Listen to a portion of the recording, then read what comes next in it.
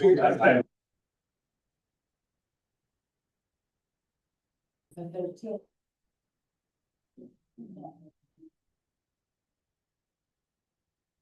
we're going to be a little shy of our full quorum, but we do in fact have a quorum today. So we're going to get the planning commission started. Today is Monday, August 4th, 2025. The meeting will probably posted. Yes. We'll move on to approval of minutes 2.1. Everyone had a chance to review the minutes.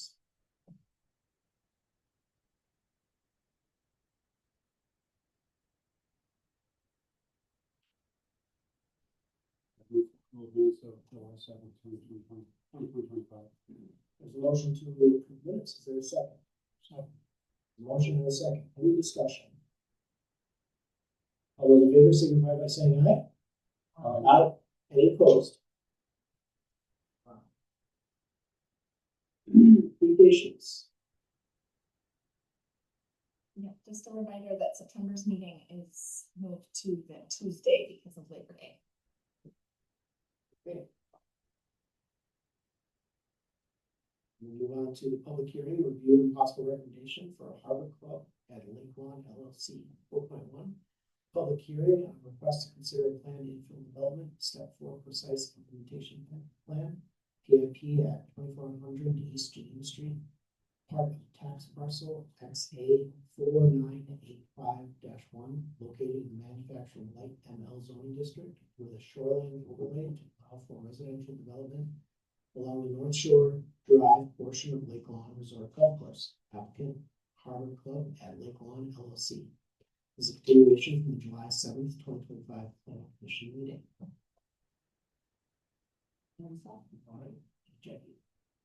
Good evening. This is the PIP for the Harbor Club Phase 4. I will provide a brief overview of the project. I understand the applicant has a presentation, and so I will keep my comments brief. Be happy to answer any questions. So as you recall, this is part of a planned infill development. This is part of the precise implementation plan stage where we fine-tune the site plan and approve other site details such as landscaping, and in this case, elevations. You'll see in your packet, there are building elevations included for the proposed homes. Those are the same as those were utilized in previous Harbor Club phases.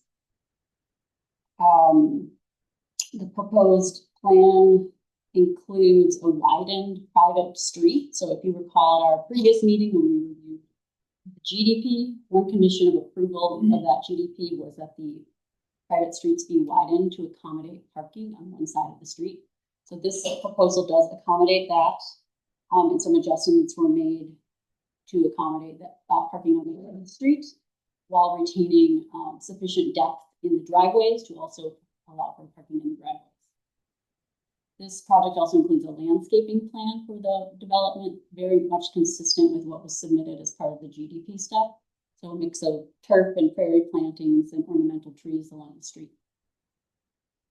One condition of approval as part of the GDP was to have a vehicular emergency access on the east end of the project. So if you recall, there's two cul-de-sacs, and on the east end, there's only one, basically, there's one access point in and out of the neighborhood via North Shore Drive. And so staff had requested vehicular emergency access, egress, basically. So if something were to happen, there's another way out of that neighborhood.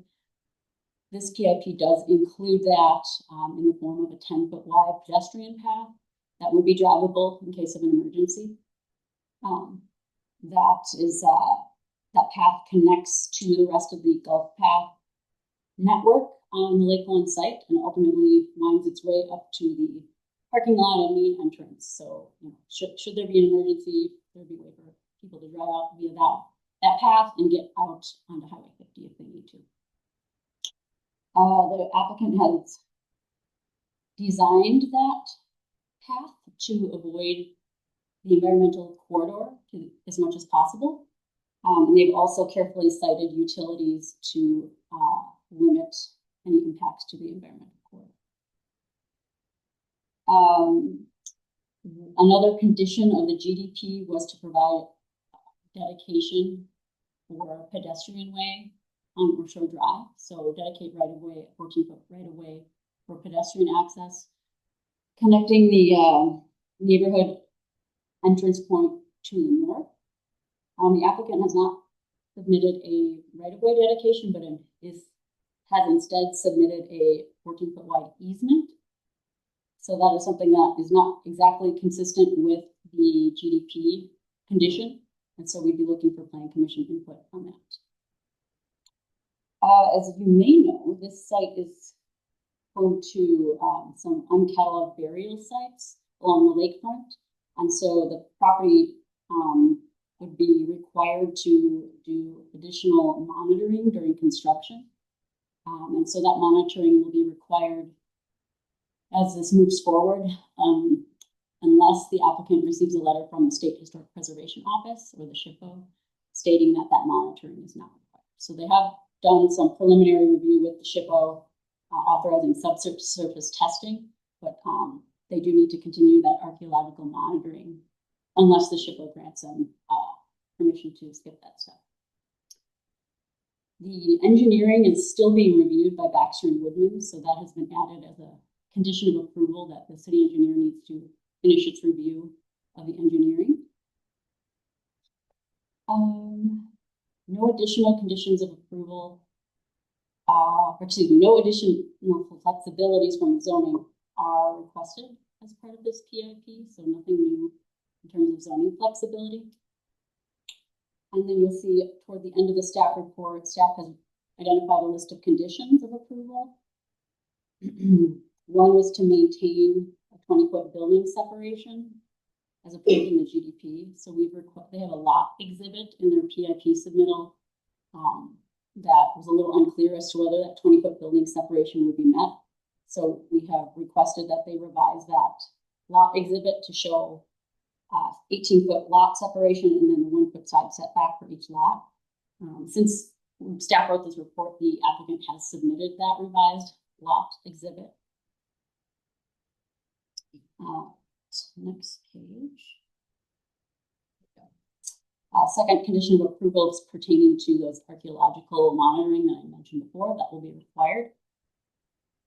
Third condition is that as soon as that private street is completed, city staff wants to see no parking signs put on the one side of the street where parking is not permitted.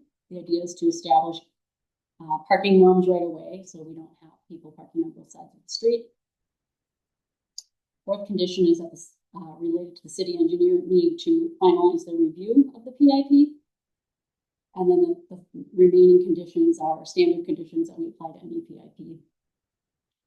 With that, staff recommends approval subject to the findings of fact in the staff report and the conditions included in the staff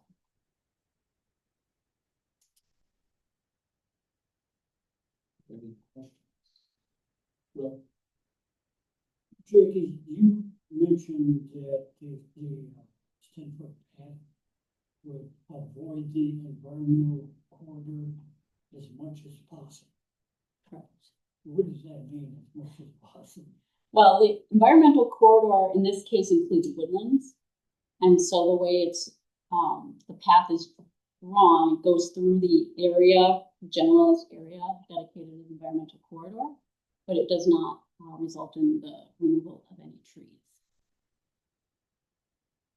So it's technically in the area where that has been designated by the Regional Plan Commission as environmental corridor.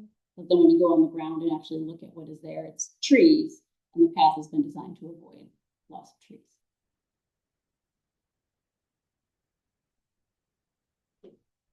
Okay, and it is within the state standard for the corridor? Right, the city is recommended by the Regional Plan Commission recommends that the city protect environmental corridors. And so it's up to the city on how they wish to do that. Okay. Is there anything else that's going to run through that environmental corridor?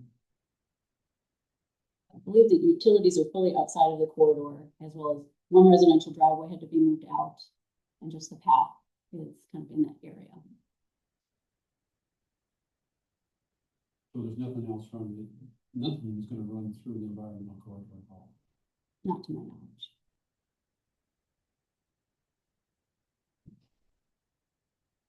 Additional question for, probably not for you, Jackie, probably for staff, this 10-foot path. Number one, I'm not sure I see it here on the information that's been provided. What that path is. Would you like the applicant to show a slide? Second question, is, I have concerns that a 10-foot golf cart path, it probably isn't going to hold up well to a heavy fire truck and may become a big issue with 2 feet of snow as to where that path really is.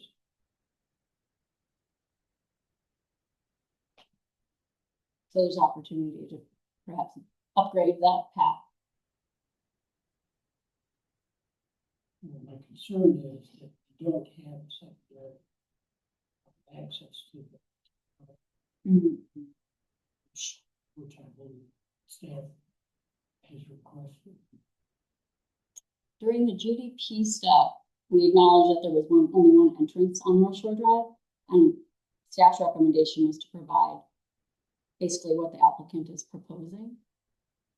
So in my mind, the applicant has responded to staff's concerns, but if, plan commissioners have other concerns beyond that, now would be the time to discuss those. Well, are staff telling us that this path is going to be adequate to handle a hook and ladder truck and a tanker full of water, or is it going to be even visible in the middle of winter with 2 feet of snow? Yeah, I think would be worth looking at, making sure that it remains plowed for that purpose. It is an emergency access, so my expectation was that in the rare case that it is used and it is damaged, it would need to be repaired following any damage. Yeah, I'm less worried about the damage, more worried about the truck actually being able to get there. I see.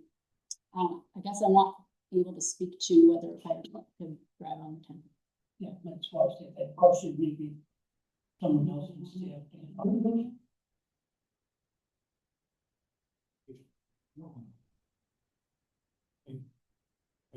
If you like, I guess staff's original request or concern for that secondary access was in a case where there was a water main break on the roadway, so that people had a way to get out of the subdivision, it's a narrow roadway, a way to get out and back out to North Shore Drive.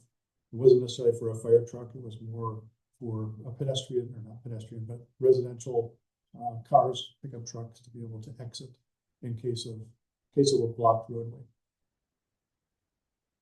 Okay, I think staff's recommendation for another road in and out there is excellent recommendation.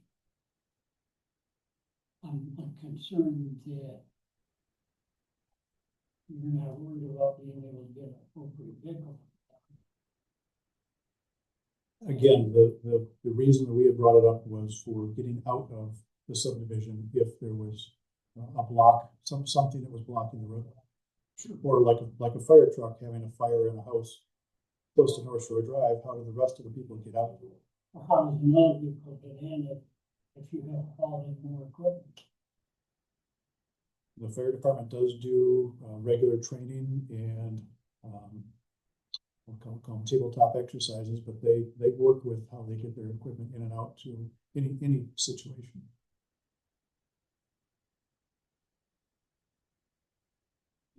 Okay. Any other questions?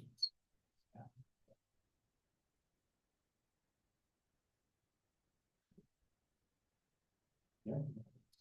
Right.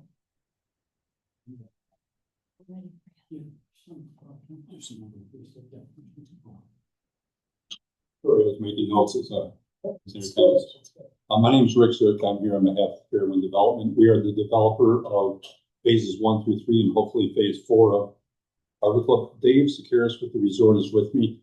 I prepared a number of slides, to try to work through and address some of the questions you've had, anticipating those questions, and to kind of give a brief overview. Dave is also at the end added a bunch of slides, for the golf course presentation. Access to these slides. She will when I share the screen. And what we do is we put Dave's slides at the end of my presentation. So as you'll see, this path and other things are really interwoven between the two projects.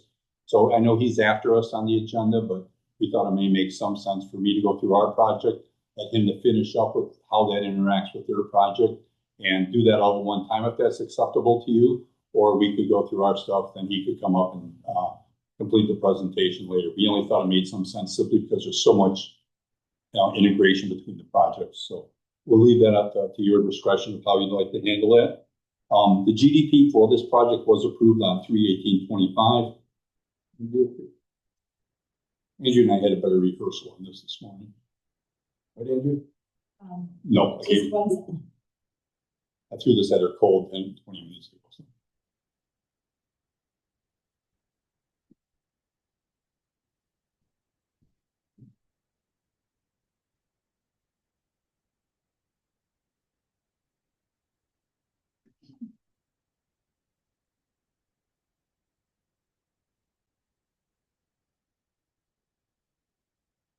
The next slide, I just put there just for a reference point as we go through this evening. The brownish tan, whatever is a residential area. The green is the golf course that Dave will be talking more about today. But in that brown area was the area that came through for GDP back in March. And that just basically, I just put that up for reference so everybody knows exactly the portion we're talking about. Andrew, expect we can get to the next slide, which is our part of the CSM that was prepared, which shows the divisions for that lot, just so everybody has a good feel for where they're at. You get it the next one. Try to put you in the spot here. As you can see on there, the narrower piece along the lake, the 16.3 acres is the single family area. The top left, 8 acres or so, is the balance of that brown area, which was the future townhome area, something we're not bringing forward right now. As I said, the area for the single family homes is 16.3 acres in area. But you'll notice also between the lake and the residential, there's a 75-foot, I think generally a 75-foot area, which is the environmental corridor. That remains part of the ownership of the resort. That is not part of the single family development. So all the frontage along the entire lake for the resort property will stay under control and maintenance of the resort. In this project, just like the last phases 1 through 3, will be a resort community type project where lawn maintenance is provided, snow removal is provided for all the homeowners as part of the HOA fee. They have access to facilities at the resort. They have their own clubhouse, which is on the, if you've been out there, is under construction. We have their neighborhood clubhouse under construction. In this plan, again, and if you get at the next one, looking at more of a subdivision plan, is 37 single family lots, much like phases 1 through 3. The only difference in these lots is the lots are wider, which is something I'll talk about here in a second. We made the lots wider than phase 1 through 3 just to allow a 3-car garage option on these homes. Parking can be a premium, so we want to make sure there's 2 extra parking stalls, one within the garage and one in front. It also allows people who may have a boat or something they want to leave up here, or golf carts, the ability to leave those within the garage and still have 2 parking stalls in the garage and 3 on the outside. Also, we've, to make it a little easier, make sure that some of the longer vehicles that are out there, they fit completely within the driveway. We've extended the driveways to a minimum of 30 feet. So each driveway is a minimum of 30 feet with the potential for a 3-car garage. So we have potentially 6 parking stalls within the garage and driveway of these homes. And as requested by staff, there's no parking on one side of the street, which is, we have no problem with signing that up front. The next slide is our final plat that we put together. This is the most current version. Last week we received comments about our lot separation. The lot separation, the exhibit, lot layout exhibit. What happened was up towards the north, where you're on the inside radius to the right of the road, between the road and the lake. We're sort of on an inside radius, so we were required to make the street a little bit wider and keep the 30-foot driveways, which push those houses back a little bit. As they push back, because they're on the inside radiuses, the corners got a tad bit closer, and wound up some of them being 17 foot with a 2-foot setback. Our zoning relief was for a 1-foot setback, so technically 17 plus the 2 ones led us with potential for 19-foot building separation. So this plat you see here corrects that in that it, we can maybe, Andrew, if you, on the next, let me show a little better. Of course, I can't read it with my eyes from this distance, but it creates the minimum 18-foot building separation with 1-foot setback, creates a minimum of 20-foot separation. The side yards shown on there are technically 2 feet. Lots still remain 58 feet. Our widest home out there is 42 foot. So if we add 10 feet or 11 feet for a garage, that puts us at 52 feet. Even with the 58-foot building minus the foot separation, each side gives us 56. We have more than enough room on these lots still to build them with the 3-car garage option. So the lots are wider than we need. So the new plat reflects a 58-foot lot width and maintains a 22 feet of building separation. And the next slide, Andrea, I kind of noted that creates a bit. Sure. You said a minimum of 22 feet between each building. 22, technically, yes. On all of them. Our zoning only requires 20 foot, but the way it's laid out, it'll be 20 foot minimum, 22 foot minimum. Mostly long, mostly 23 foot, 24 foot because of the wide lots. So, but that does bring us to one thing. In our GDP, we requested a reduction in the minimum lot width from 59 feet to 59 feet, excuse me. Because we've maintained that separation, pushed the lots back in that northeast corner, it's made the lots tighter, as I explained, and we need to request as part of the, we need to deviate from our deviation, apparently. So we need to amend the deviation to reflect 58-foot minimum lot width from 59. But again, as I said, that's mostly in part to no parking on the street, making the lot, the area between the fronts of the homes wider, which pushed them back. So that's one deviation we're going to have to add through as part of this process to change that request from 59 feet to 58 feet. The next thing hit is soil test, archaeological preservation review, the environmental corridor analysis, all those steps need to be gone through. As it relates to the burial process, we were required to have a certified company like Colonial, I think the company came out and reviewed the burial grounds in the site. They got an approval from historic preservation to go on site. They dug dozens, hundreds, a whole lot of holes out there to determine if anything was present. They found a few shards of stuff that they said was not where it was, originally left. It was because the whole site's been disturbed and built into a golf course. So there's really nothing that they found, and the stuff that the few items they did find were not minimal, and they were scattered. They weren't, they were scattered during the last development area. So what we requested of them is a waiver as part of the process to either, they initially require us to have somebody on site during all the land development, but because of the findings of the study, we have the right to request a waiver where we wouldn't have to have a full-time person there, watching the dirt. So we've requested that waiver, and the staff said in the report, we don't have that waiver back yet. We're still waiting for it. So if we were to proceed before we got the waiver, or we didn't get the waiver, we'd be required to have a full-time person from Colonial or some other company be there to inspect it.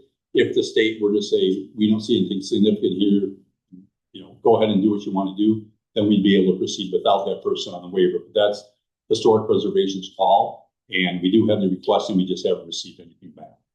So, if we don't get that back, as I said, we'll have to have the person out there full time. We understand that and acknowledge it.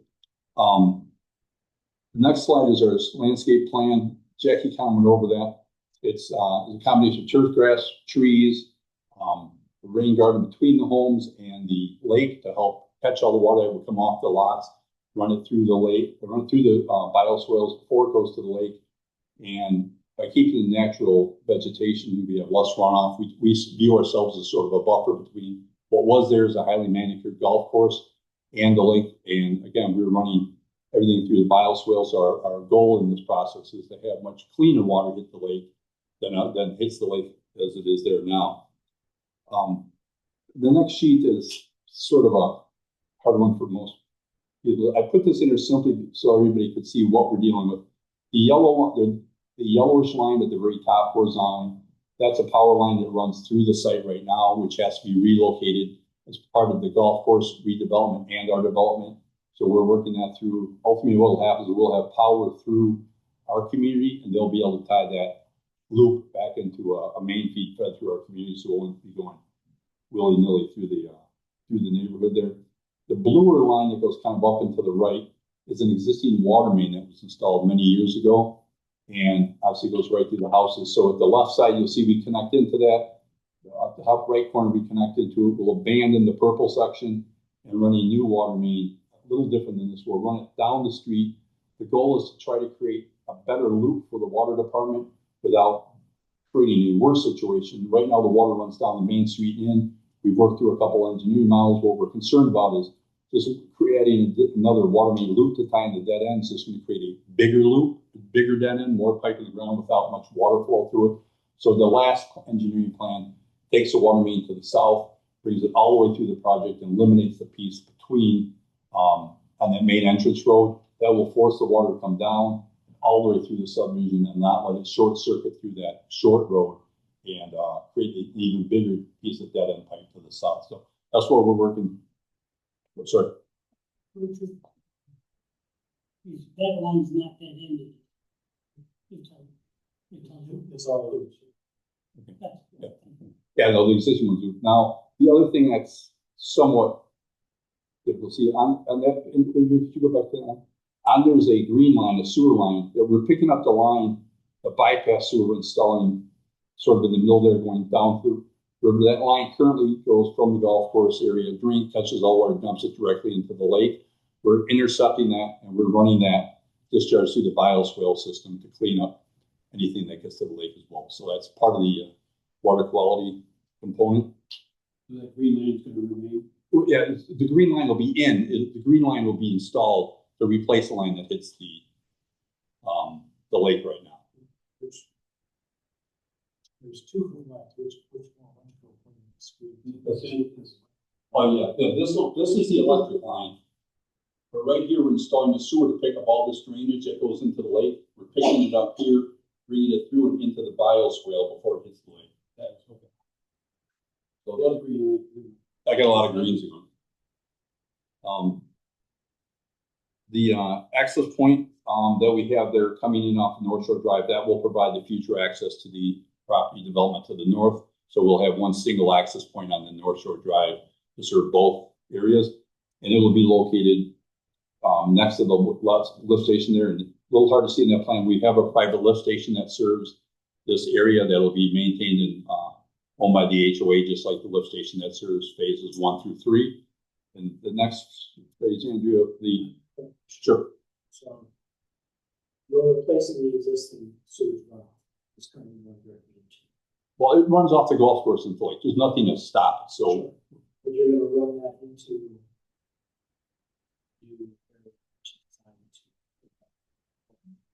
yeah, hold it in them. We usually see on a storm. With this handle that. It's designed to. I mean, I can tell you from experience, this is the same process, and I think I can even get Mark to back me on this one. In phases 1 and 2 of Symphony Bay, which are Harbor Club, which are really essentially done. We had 0 overtopping, nothing went into the lake outside of our ponds. And even in phase 3, which is under construction right now, we didn't have blow off of dirt into the pond.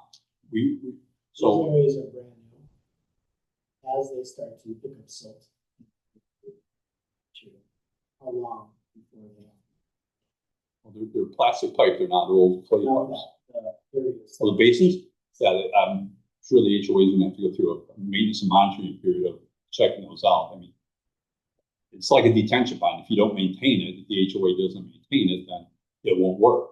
But I think if they silt up, the beauty of these is the outlet structure is what's gonna silt up, and then the pond will just not function, and they'll have to do something because it'll overflow.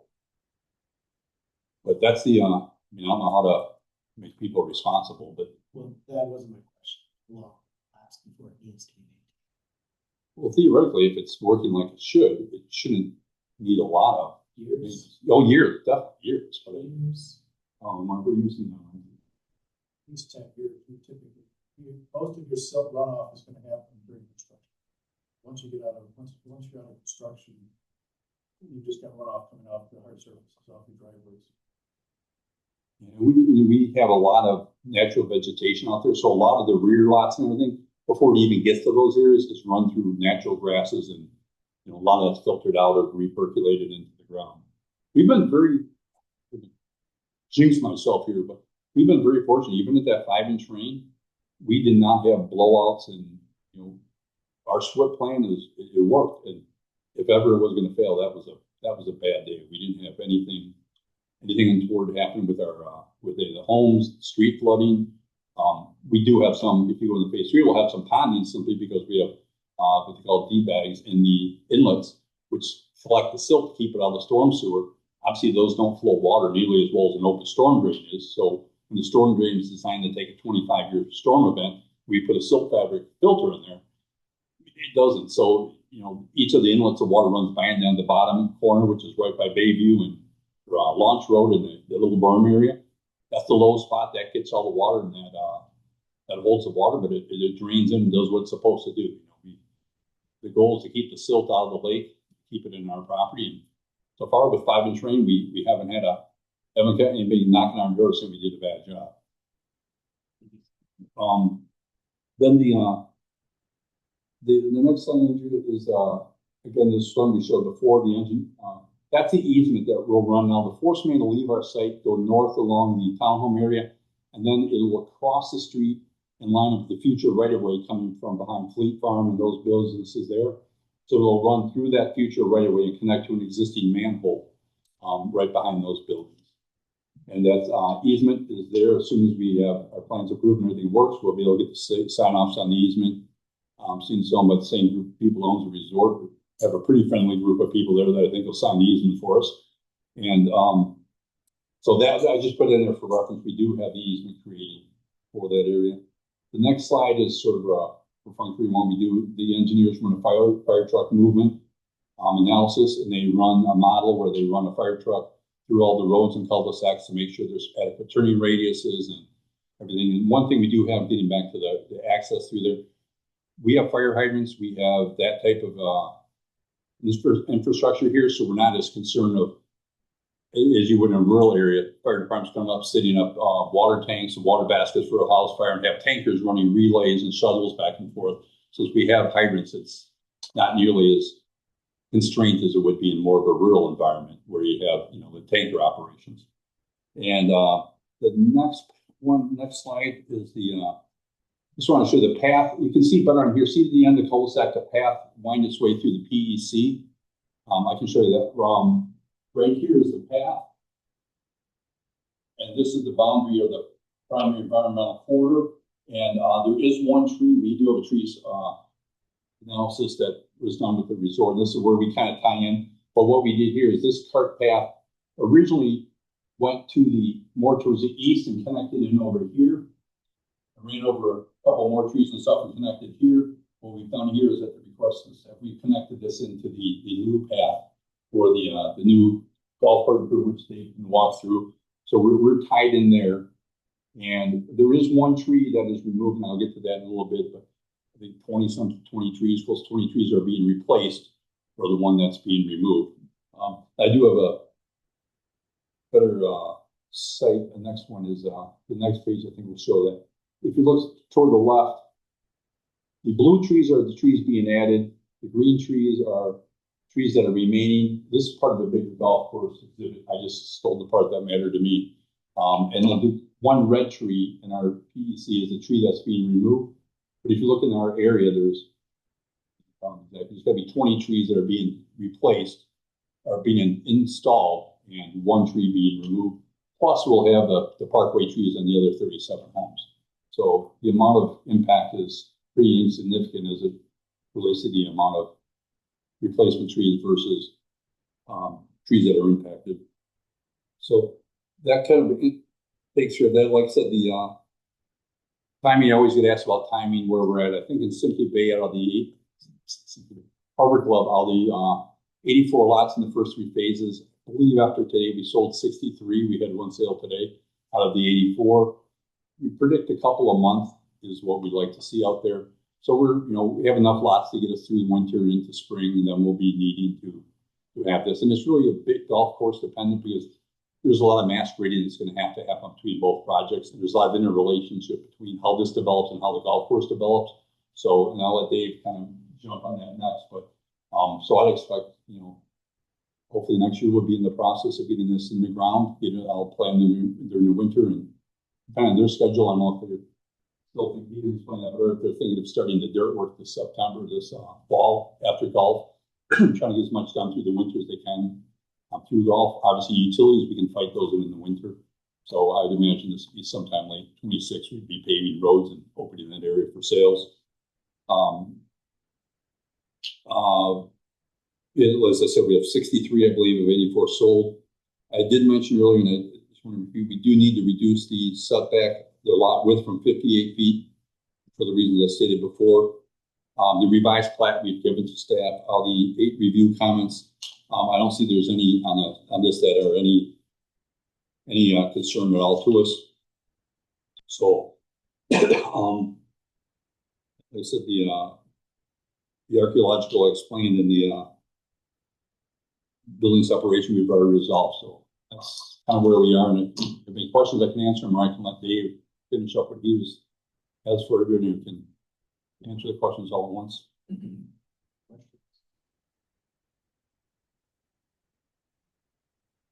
Let Dave take a shot at you now. All I will add right now is it's completely up to you if you'd like me to go through the changes that we're making to the golf course. That is the next agenda item, on agenda item 5. But there is a lot of synergy of some of the things that overlap, like you talked about with the access path and the emergency path. It's completely up to you if you'd like me to wait. Areas of synergy, I think. So, okay, I'll proceed. All right. So as I've mentioned in some previous meetings, when we were going through the approvals for the residential community, that this really kind of overlaps with the need to really improve the golf course. The golf course has been in operation for 100 years, and the design of the 18 holes, that's been redesigned in the early 90s, but there has been a lot of work that has been done, but it is in need of serious upgrades. The irrigation system, we have to replace that whole irrigation system. We've had a couple of breaks just within the last month that is costing a lot of money and some downtime on the different holes that we have in operation. So when we looked at this whole endeavor, it's like these two things mutually rely on each other. The way to do the upgrades for the course and to have the synergy with the residential and eventually the multifamily development and putting those all in place. So this area right here, it's a little difficult to see, but you will see a blue line that goes horizontal and then to the lake. That is approximately on this aerial photograph where the break point would be between residential community to the south of that and the rest of the golf course that would be maintained. So when we're looking at the changes that we would be making to the golf course, you go to the next slide, we recognize seeing this from Rick just had the same one. Residential area to the south, which includes an isolation for potential future multifamily. We're dividing this 18-hole golf course into 3 sections. We're going to make this 3 courses.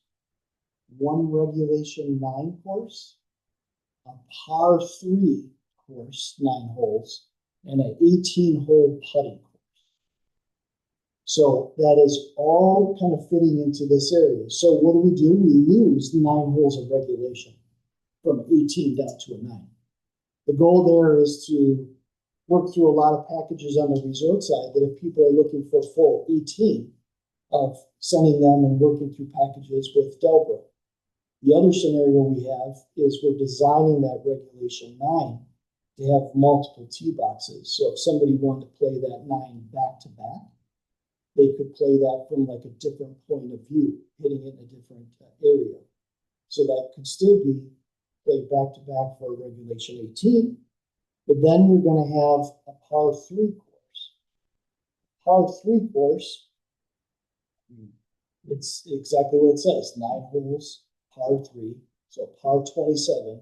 A lot of courses have started to go to this. Some of them refer to it as an executive course. Some of them refer to it as a party par 3. It is designed for more of families, more beginners, more of the corporate business that may only have an hour and a half or so to commit, and they're unable to commit golf for a full 4 hours or 5 hours of their day to be able to circulate through that. The putting course, I don't know if anyone's been over to Geneva National. They have what they call the dance floor. The dance floor is an 18-hole putting course. It's not like what you would hear of like your traditional mini golf, but it is a lot of hills and areas that would be up close to the pro shop. That would be for people to putt around, and it's an opportunity for that and the par 3 to be a lot of fundraising opportunities and a lot of fundraising events, in addition to what I called out for family reunions, for just the transient leisure golfer, as well as some of that corporate play. A unique feature that we want to add, because I mentioned a lot of people are adding par 3 courses. Grand Geneva is adding a par 3 course. They're actually closed down their airport that's being built right now, adding a par 3. And for the speed of play, this is the type of trend that's just happening in so many sports. You got tennis that's converted to pickleball. You know, you got pitch clock. Yeah. You say they're closing their airport? They have closed the airport at the Grand Geneva. Yes, with a par 3 golf course, an additional golf course to the 2 that they have.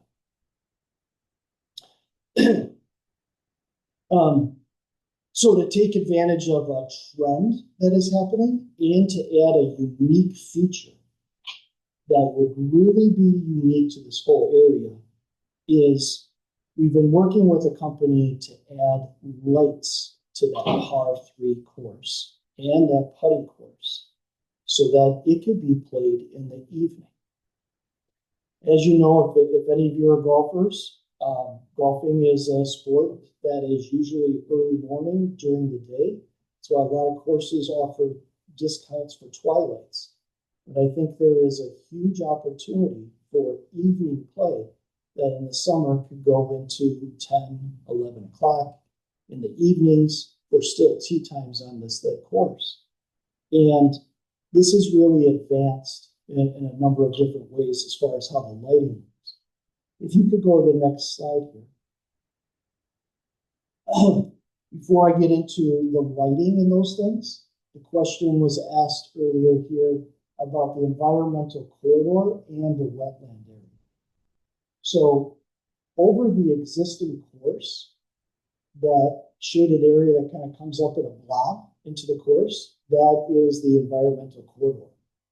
Already in that environmental corridor, we have a number of cart paths. We have other things that have been done over the years in that environmental corridor to have a golf course operation. The wetland area is that little green with the lines really close to the lake. So obviously none of this overlaps into a wetland area. But it is isolated through the golf course of the environmental corridor. Currently, if you go to the next slide, please. When I first heard about having the drive for emergency vehicles to have another exit from the development, I thought, oh my goodness, how the heck are we going to accomplish that? How's that going to go right through a golf course? In this design, worked it out so that if I can step over here. This is the par 3 course. So in here we have 9 holes. This area, here is the putting course right up by the pro shop. So this is the existing pro shop. This is the existing entrance to the resort, Highway 50 in North Shore. This area here would be the regulation 9. And this area that is shaded in a little gray, these are existing holes that can stay intact. The rest of this area would be kind of redesigned to redesign the additional holes that are affected with this development. But the par three and the regulation line can easily be separated with this access road. This again, we've put in normal cart paths are 6 to 8 feet that are existing to this whole area. This path, by the city's request, was that it was a minimum of 10 feet. So we would be designing something that in the event, this may happen once a year, it might never even be needed for emergency. But that through this residential development, there would be an access road that would come up to this location and be able to allow traffic to come through there in the event of emergency. Obviously, that requires logistics. That requires us to close the golf course operation during that time. We don't have balls being hit if there was cars coming through. But also it does, to answer your previous question, it would require us to have some type of snow removal on that path area. And it's just a matter of, how many inches of snow does that draw attention to be able to plow that path. And then you're going to have the drifts because it's middle of an area. And so it is a lot of regular maintenance that would be required. And so some of that may be on the spur of a moment of an emergency. If there is a water main break, it may be, we're notified of that. There may be a slight delay in someone being able to leave a home at the end of that residential development for us to go through and plow that and have that available on the spur of a moment. The other part is, back to what Rick was talking about, the residential development and the dead end. I do want to point out that in the other Harbor Club, phase 1 and phase 3 on the east side of the property by the marina, we do currently have 2 dead ends. We have one dead end that has 21 homes without an out.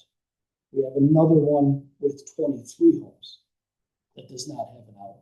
That was not designed and part of the requirements there. That's why I was nervous about this one, but I've been able to accomplish it by segregating from the 2 different courses. The trees, you can go to the next. Again, a little difficult to see, but all those green trees, those are all existing trees that are all staying. That is a lot. And every time that we've had a storm, we have a lot of trees that come down naturally. We have a lot of really old trees that are on the course. The few that are identified in orange would be trees that are either dead or they're in really bad shape and could come down in a future storm, or would be removed in this process. All the blue is all the added trees. And at minimum, we'd be adding 2 to 1 of what we'd be removing that are already dead. And that's been consistent with, under the new ownership of any time we've had storms, we've been adding new trees to offset that. There is an eagle's nest that some people may be familiar with that has been developed over the last couple of years on the course with some eagles. That is an untouched area in this. In this group of trees that is right up in this area right here, that is north of where we would have that access drive. And that is in an area that would be untouched from where those current bald eagles reside. Similar to the phasing of the construction, we would look to start on the par 3 course on the bottom. You can go, and I'll talk about that later in just a second, but we'd be looking to start this fall. There is going to be a time here just after Labor Day weekend where Highway 50 construction is going to take place. It is going to be resurfacing Highway 50 from the Lake Lawn front entrance to Highway 67. So the DOT has already put that out as the time period of being basically September to November of this year. Thank goodness, because a year or two ago, they were looking to do that over the whole summer. Because that is being slated for that time period, we really want to take advantage of this time to get a lot of this started. We would like to start on the par 3 area and the putting course this fall. So that could be seeded early in the spring and potentially be ready early fall of next year, early fall of 26. Then that would be done in conjunction with the residential development starting, and then we would start working on the rest of the golf course. So we have this in a 2-year phasing process. So we would always have some type of golf amenity available. The lighting that we're looking at here is very specialized lighting on this course. Again, this is not something that would be open past midnight to stay in alignment with the ordinances for the city for a recreational area. But the lighting is all designed for this type of stuff that has very little overlay to neighboring areas. So it's all designed with deflectors that are aiming things down and particularly aimed towards the specific golf holes that would be blocked by trees, both to the residential area and to the lake, and based on the scope of all the different filter and arrangement systems for focus lighting. The next slide. Yeah. Is that conform to the? Yes, that was been the whole goal with this, absolutely. And also minimizing it to nothing past the midnight hour as well. And obviously that would change during different times of the year. The midnight would probably be the extreme for maybe a weekend in the summer. Middle of the week would be less than that, and obviously it's based on weather too on both ends. But it extends the life of golf operation in the day. This is much more than we would have. All I'm doing here is showing a concept of another course down south.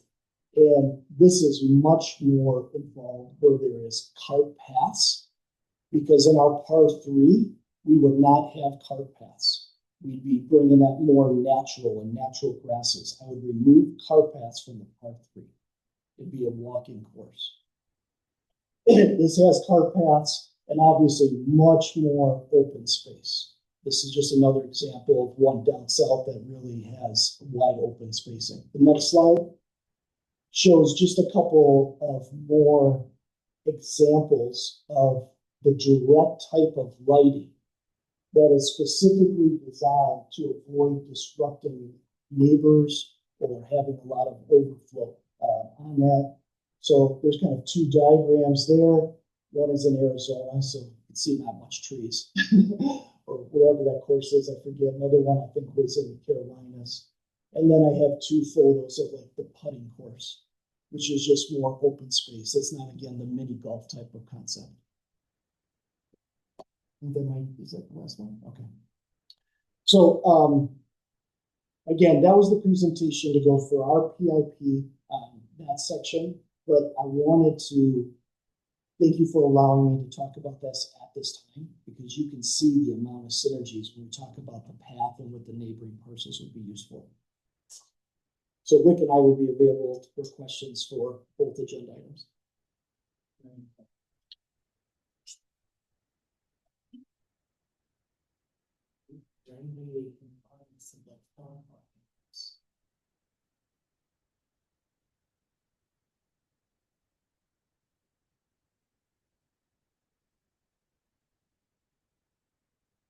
If there's no other questions, then we'll close the public hearing. And we'll move on to 4.2. Consider a plan to infill development, step for precise implementation plan, PSP, East Middle Street, part of tax parcel XA 4985-1, located in manufacturing light ML zoning district in the shoreline overlay to allow for residential development along the North Shore Drive portion of the Lake Lawn Resort Golf Course. Here, I would love that. See. There was only one, we talked about final review by Baxter Woodman, the engineering plan. And that was not, I didn't see that in part of the conditions.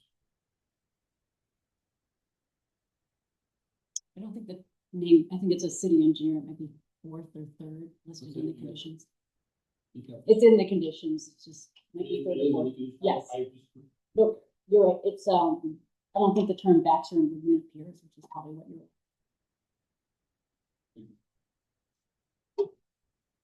I'll second the motion. For the motion, we have that.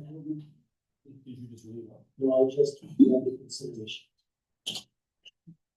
You just read.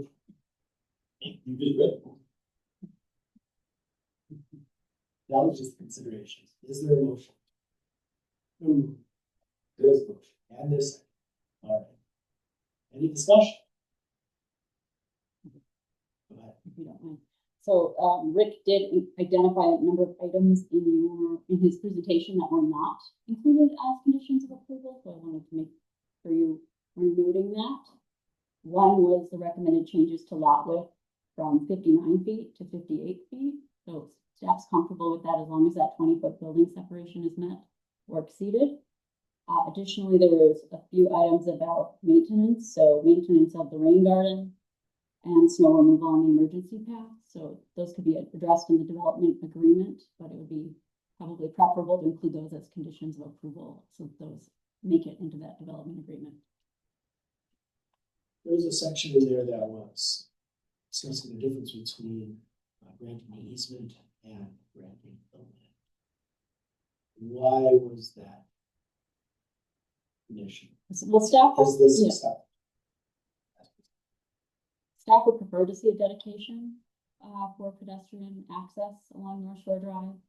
An easement would accommodate that pedestrian access, but it would be the property owner would retain control over the land and retain ownership of the land. Who would be responsible for maintenance? We'd have to have that conversation. I don't know if you can answer that, Mark, but I haven't been involved in those conversations yet. Who would be responsible for snow removal? Same question, same answer. So I think that that's an important factor. The city is responsible for the snow removal area. That seems very clear if it's land granted to the city. Right. Take care of it. If it's not, granting an easement, is that where we have with that? The idea was that the path would be installed with the completion of the multifamily to the north. And so those details would be discussed at that time. And part of the reason staff does prefer the dedication is because, as you noted, it's more clear whose responsibility for maintenance.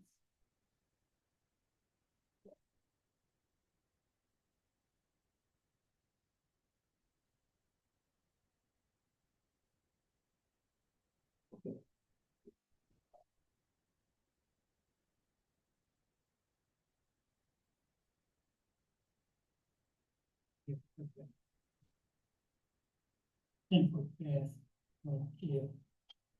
Staff would.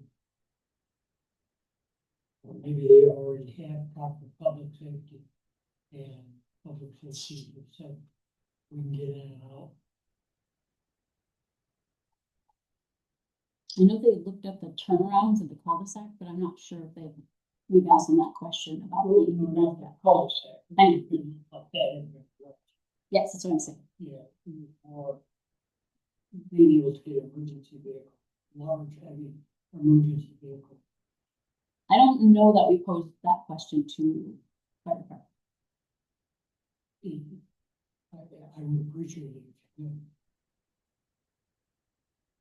They're the ones that have these. And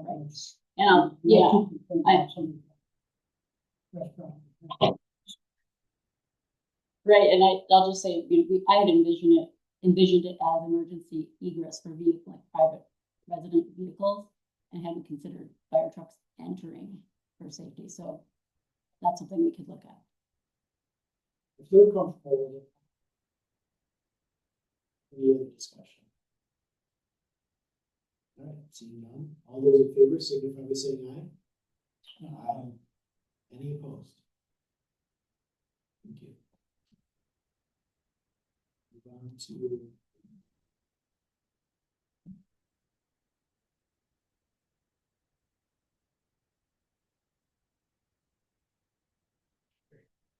Five point one, public hearing, open public hearing review and possible information. Securus, Delavan LLC, 5.1. Public hearing on a request to consider planning infill development, step 4, precise implementation plan at 2400 East Jillian Street, part of tax parcel XA 4985-1, located in the manufacturing light ML zoning district with a shoreline overlay to allow for outdoor commercial entertainment or changes to the golf course layout. Securus, Long LLC.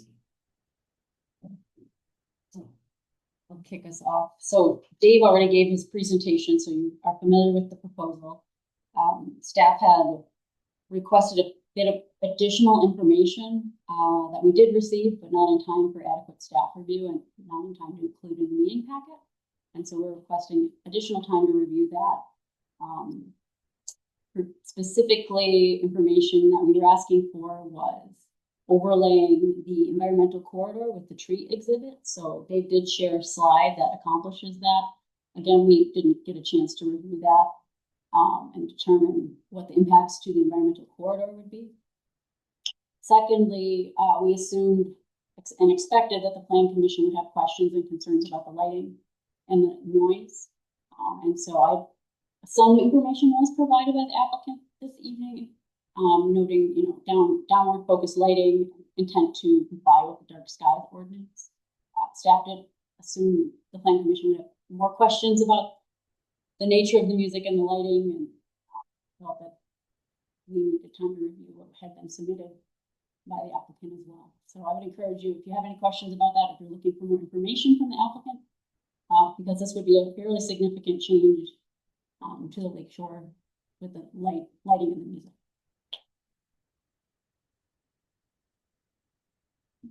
Here's a question for Dave. It's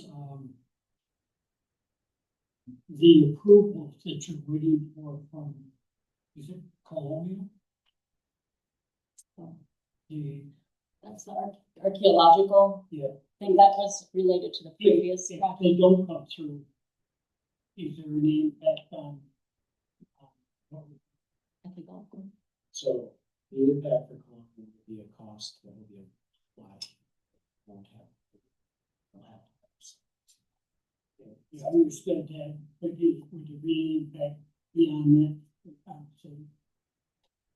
We had that study, was not just isolated to the residential area. We had that study done through the golf course as well. There is no categorized burial mounds in any of that area on the golf course on that whole west side of the main entrance. And because it's uncategorized, we had that study also done in the golf course area. So it would be the same thing that would apply to us, that would apply to residential development. Were any significant artifacts found? No more than what Rick had mentioned. A couple of minor little things that was provided to the city, and it was nothing of any dedicated burial site or anything that would cause any disruption of what they found.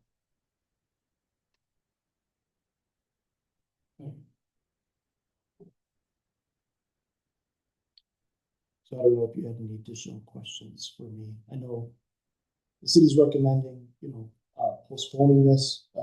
Did have the information in last week. May have been a little later, but what we show on the screen and what I provided them is a great deal of information. So thank you for allowing me to share that with you tonight. So you mentioned a period of time that's going to coincide with the construction. Yeah. When are you hoping to start? I'm hoping to start moving dirt near the pro shop for the putting course in September. I don't have a specific date. I'll be looking at the second week of September, right after Labor Day. Yep, second week after. And then the par three would be a few weeks after that. Planning Commission meeting is September 2nd. And City Council 2 weeks later. Okay.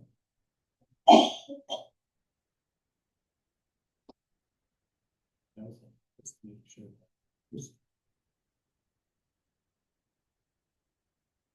Any questions?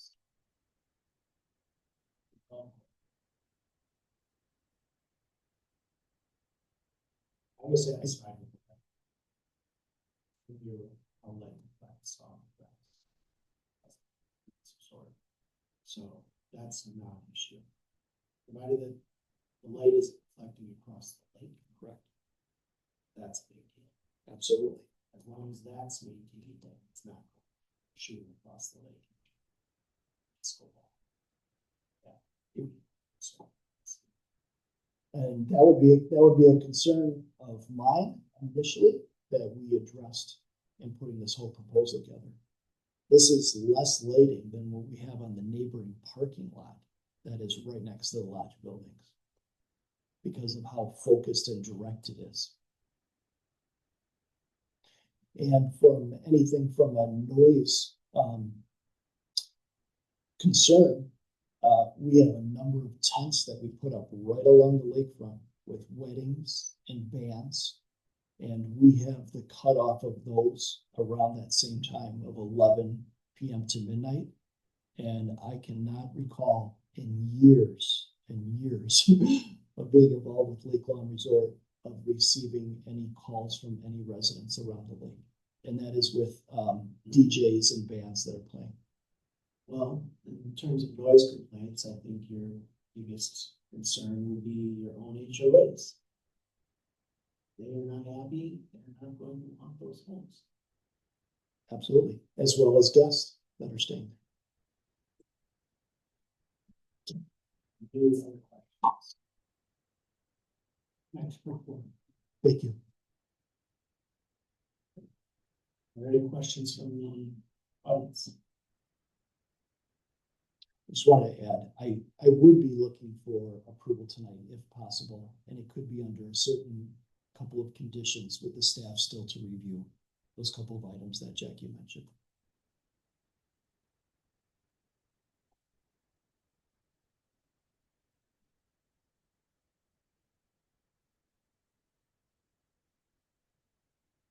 Jackie, how long do you feel would be necessary to review the material items? Probably about a week.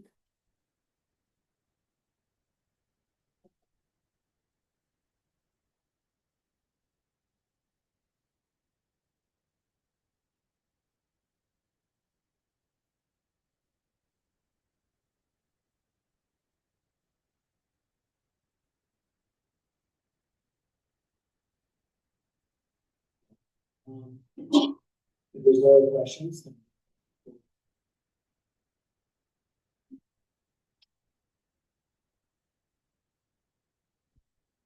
is there a motion?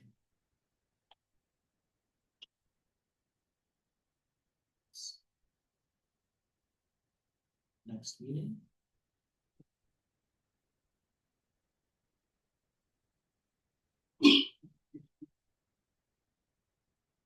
This would be a motion to approve and could do that. Listed on the agenda is a suggestion to continue the public hearing on September 2nd, 2025. But if staff feels that they can prove this within a week, or if they feel that that would be adequate time, we could put forth a motion that would be pending staff approval by September 2nd, which would give us time to have that on the next agenda.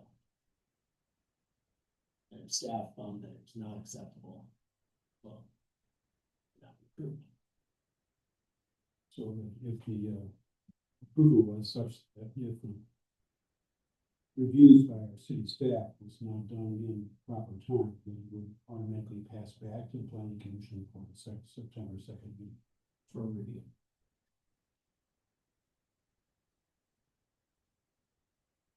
And that would give everyone the ability to review things, give everybody to forward if everything acceptable. Or we come back and take a look at it There were concerns over light samples of lighting when I had to comply with city ordinance. and us. And we saw some photos, but based on what you showed me, you say they really don't care. The one that you're going to have, that was a lot larger than that. Wetland overlay on neighborhood land area and BBC overlay on course map. Now the staff can review and be okay with that. Move for approval.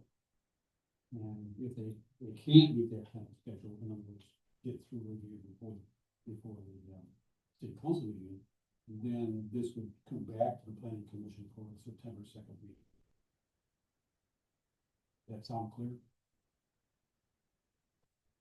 So if I got that correctly, you'd be making a motion for approval pending staff's approval by September 2nd, or it would be But before before September 2nd. Becky? I think I would like your input on the environmental corridor. I know this body is very concerned about impacts to trees in the environmental corridor, and I don't feel that you have seen a doc. I think you saw a slide for 1 to 5 seconds showing that. So I would like direction. I don't want to just sign off on tree removal in the environmental corridor without input from this body.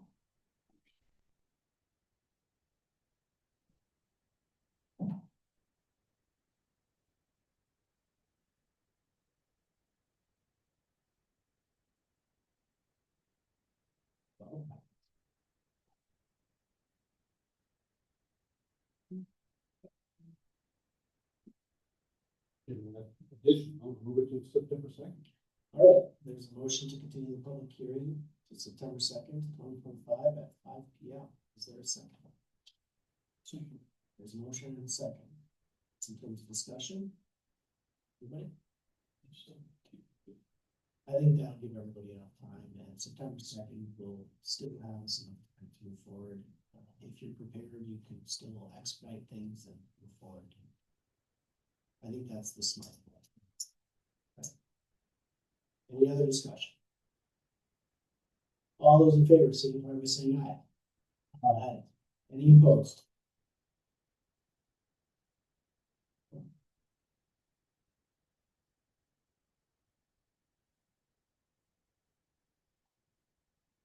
Move on to 6, public hearing, viewing possible recommendation, city of Delavan.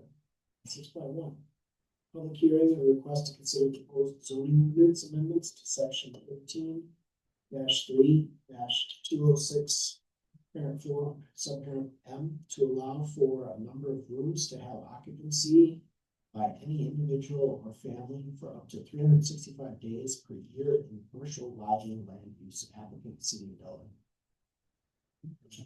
Before we look at this, I don't know if the planning commission has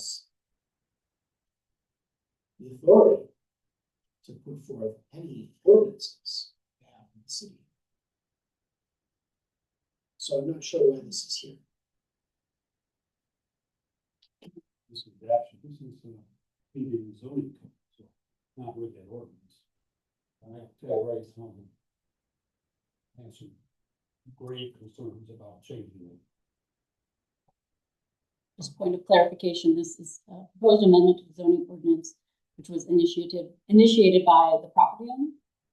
And so they have the right to initiate requests, and then the planning commission can reconsider. And so that's what we're doing this evening. So the zoning ordinances are under the review of the planning commission, not GOC. I think that policy's been adjusted in recent months, so I'm not sure where we stand on that. Well, I think we need clarification. I think it's initiated, I'm not sure, it's initiated by the applicant, not staff. And so historically, I know if staff had a suggested code amendment, it would go to GOC. That's not the case with this. Well, public review, possible recommendations by the city code. I'm not sure what you're getting at. That's what it's listed right here, it says. It's coming from the city of Delavan. Yeah, it is. That should say it's coming from the applicant, from the property owner. Well, it doesn't. Yeah. So I have to interpret that as it's coming from the city of Delavan. I find that really all from the commission. We did receive an application from, the owner of the Delavan Inn, previously Super 8 for this issue. I think part of this has been back and forth between staff is to come up with language, which is probably how we accidentally put City of Delavan as the applicant.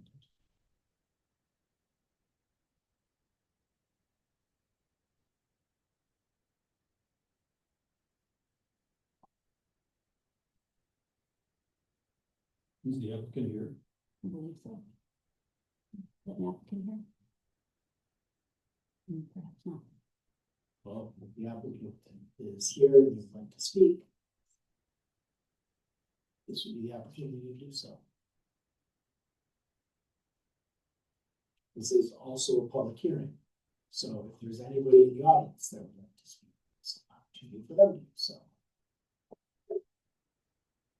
Dave Sakaris, CEO of Lake Lawn Resort, 551 Southland Drive, Unit 202 in Lake Geneva. I don't have a skin in the game for this particular agenda item, but I do want to bring a couple of things to the attention. And I'll try to keep this real quick to 2 minutes because of that. This has been a concern in a number of municipalities across the state due to a couple of housing concerns, whether it's homeless, low income, the family ownership of hotel rooms, cultural exchange workforces, or just employees in general of staying at these areas. And because a number of hotels in the state have started to take advantage and have more and more of that type of uses in the hotels, is really kind of changing what the whole intention was to be. It affects a number of things. I think it's wise to have some type of program and some modification to the ordinance, but I really think a number of things need to be considered in putting this together. So, things to consider. Many of these areas, municipalities, have put together programs where there is an amount to offset room tax that would be missing in the event of overnight stays of employees or ownership. There was a lawsuit in 2012 that actually was part of with Lake Lawn, and the city was part of this lawsuit because there was what was established a fee in lieu of room tax. The prevailing party that brought that lawsuit, naming Lake Lawn and the city, won that lawsuit. And that was because they had said that there could not be an assessment done on the individual owner or owners, whether it was a condo hotel room or whether it was the ownership of the establishment operation, to be able to have that fee in lieu tax assessment. There is some other ways that it can be done, because that was established in that lawsuit as a fixed dollar amount that would gradually increase. There's ways that other municipalities have done it across the state, where they have looked at what the average occupancy, what the average rate was over that time period, to be able to calculate the shortage of room tax. And then that could be assessed on the management company who pays the room tax versus what this previous lawsuit was with the ownership. Because what some do is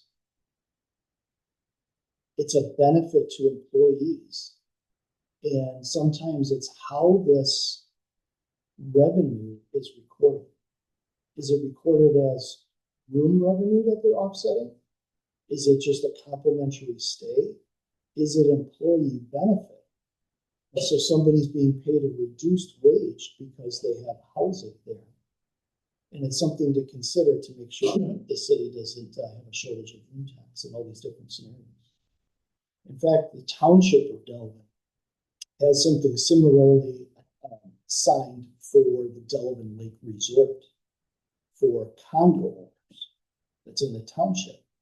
That if you have condo owners that want to have a length of stay, technically they're supposed to use a calculation of what the average occupancy is and what the average rate, so that the township is not out those funds. And this could bring up a big concern when we talk about in the proposal ownership. Is ownership, if it's a condo hotel, and if it is allowed, maybe, I think an idea here was maybe 2 per hotel operation or ownership, you could run into a serious problem here down the line where you could have multiple rooms of a condo hotel with different ownership falling into this problem or this dilemma.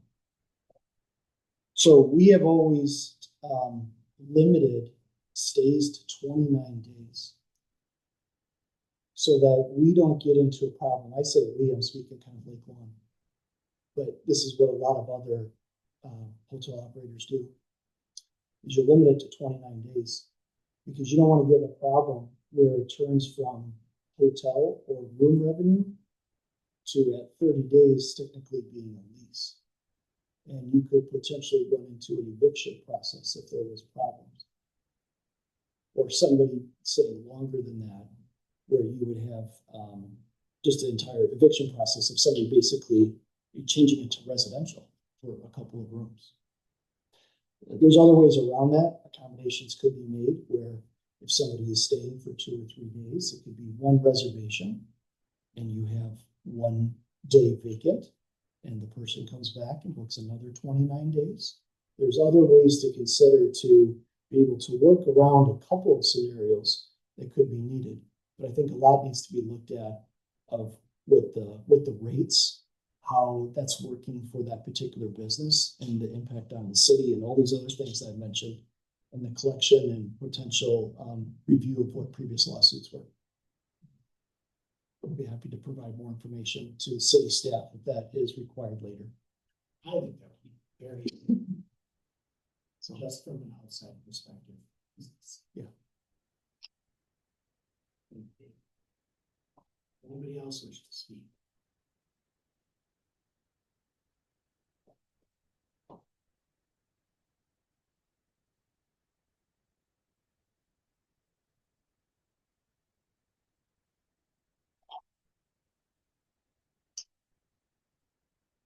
I'm still not sold on the fact that this is something that we should do.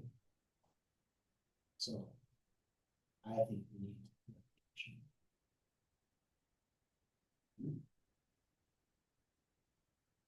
I think we should move to send this back to the city administrator. That's too long. This to be best.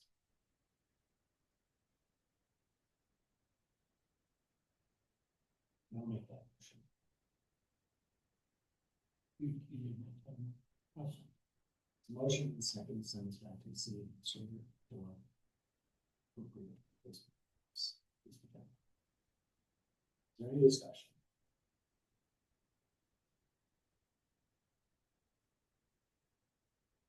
Seeing none, all those in favor signify by saying aye. Aye. Any opposed?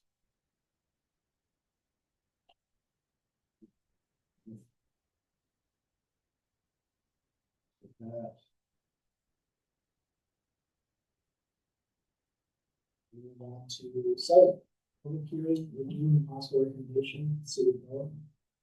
Public hearing request to consider proposed zoning ordinance amendments for section 13-4-9-14 planned infill development district procedures to remove the requirement that PIP application cannot be submitted before the GDP effective date. Applicant, City of Delavan. This is a proposed zoning ordinance amendment that is, the city of Delavan is the applicant. It's a proposal to clean up the procedures for planned infill development. As you'll see in your packet, the changes are pretty limited. Primarily, it's allowing for concurrent review of the GDP and PIP if the zoning administrator determines that the applications are complete. And additionally, changes the procedure for pre-application conferences to be held at staff level. So I'd be happy to answer any questions or provide more detail about those proposed changes if you would like. So most of that will be handled by staff to preempt it. Yes, the pre-application conference would be step one of the PID process. And so that's the opportunity for the applicant to get feedback from the staff before it goes to Plan Commission for concept review, which would be step two. Does that answer your question? That helps. Great.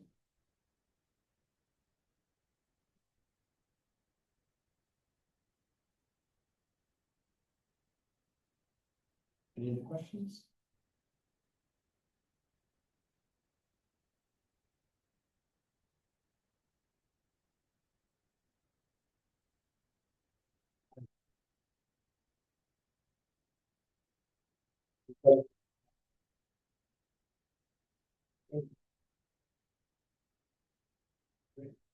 Public hearing. And we want to 7.2, consider proposed zoning ordinance amendments to section 13-4-914, planned infill development district procedures to remove the requirement that PIP application cannot be submitted before the GDP effective date of the city of Delavan. Is there a motion? So move as submitted. So there's two here.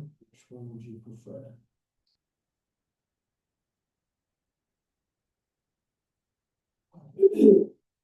Is that the motion to recommend approval of the zoning text amendments finding is listed under the recommended zoning text amendment findings section of the report, and the proposed zoning text amendment to section 13-4-914, planned infill development district procedures?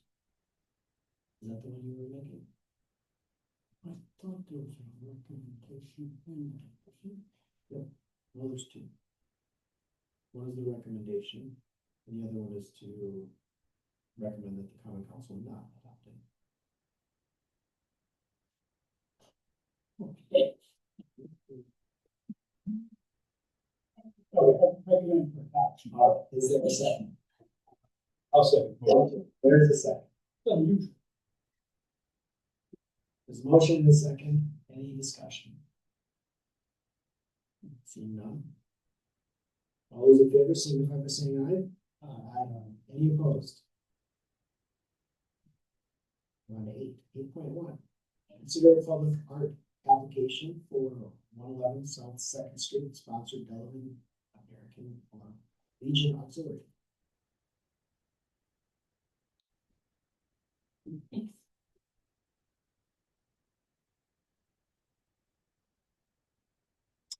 I believe the applicants are here. If you have any questions, in front of you is the application to this mural.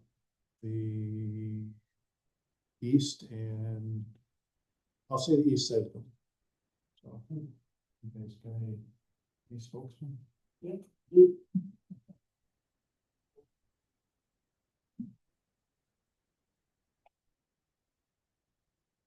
Hi, I'm Joe Dewar. I'm president of the American Legion Auxiliary, Unit 95 here in town. We have redone our memorial garden, and the two walls that surround it need a lot of help. We would like to prime them. We have two artists here from town that are going to put up the murals for us. On the, gotta get this right. The door that you see from the police department when you go out the back door here is the wall where we plan to place 3 poppies with a banner that the banner says freedom, respect. Okay, guys, help me out. Yeah.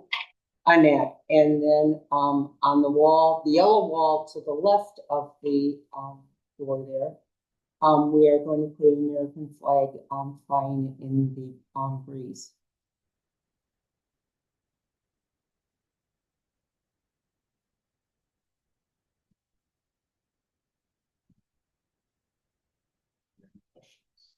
The expense, initial expense and any future maintenance would be borne by the Legion. By the auxiliary, yes.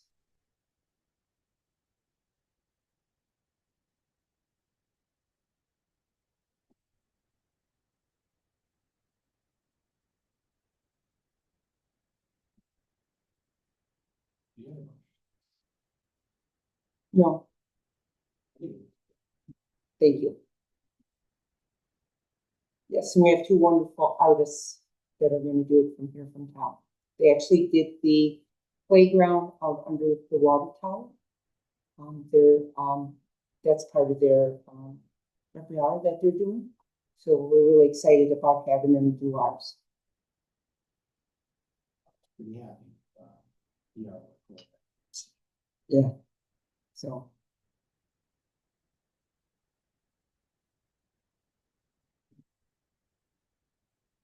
I move to recommend the city council for authorization to install murals on the building at 111 South Second Street pursuant to the public art application, Delavan American Legion Auxiliary.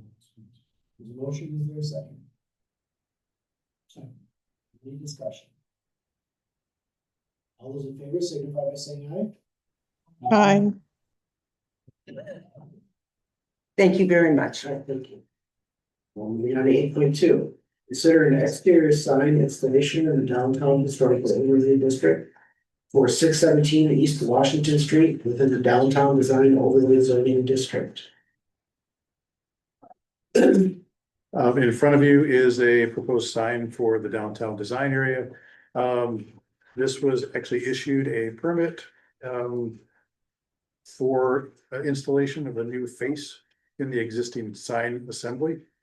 Was pointed out to us, to staff by Chairman Armstrong after the work was done, that this should have come to this committee. There. Yeah.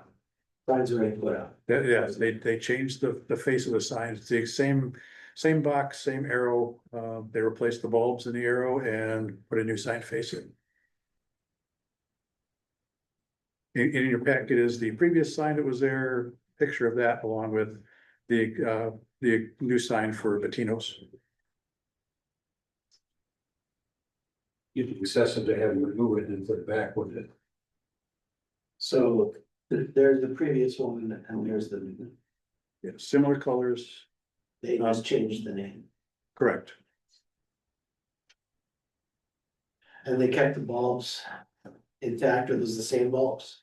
That were previous. Before they were white, regular incandescent light bulbs, now they're a reddish LED light bulb. But they're, And they do not blink, they used to blink. We told them they could not blink. okay. The previous sign was approved. Previous sign was probably there before the zoning code, that's been there a long time. Probably so. Under if it were not for the downtown design overlay, this sign is a non-conforming sign, they're allowed to keep it. There is, they can change the face of it, but they can't take it down and replace it, but you can maintain a non-conforming sign. The downtown design overlay has different language. Staff missed that in the review. All the logo conforms. All the lighting conforms. The arrow sign, no, technically the lighting does not. Downtown design specifically says you can't have interior illuminated signs. However, this committee has approved the Los Agaves sign, which was interior illuminated. So we've established that precedent, but again, it's very similar to the sign that was there. It's red, green, and white. So the thought is. It was just grandfather. Sort of. It's very similar. Yeah, it is. but it still needs to come before us. So if this is something that we find acceptable, then we can approve it otherwise. But I don't like the idea that signs are being put up or placed without that coming here. And again, that is totally staff's fault.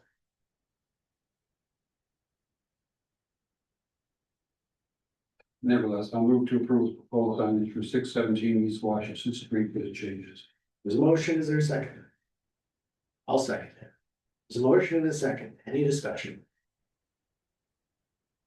Seeing none, all those in favor signify by saying aye. Aye. Any- Great. We have a new sign. Thank you. Welcome. 8.3, consider exterior awning installation in the downtown historical overlay district for 328 East Walworth Avenue within the downtown design overlay zoning district.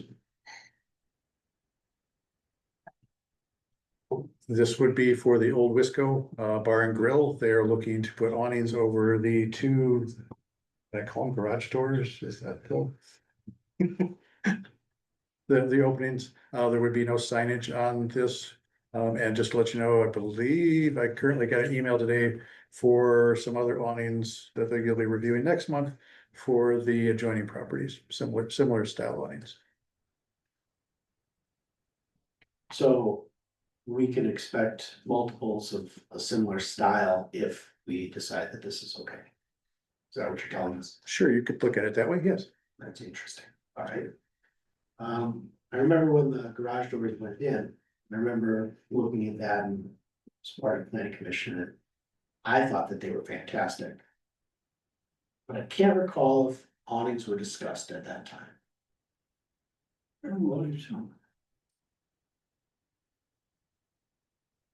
I remember reviewing those as well. Mark, the design of the awning. When it deflects rain or snow, where's that going to end up? No sidewalk? On the same sidewalk it lands on now. I mean, it's. The downtown has historically always had different awnings, especially on the north side over the years.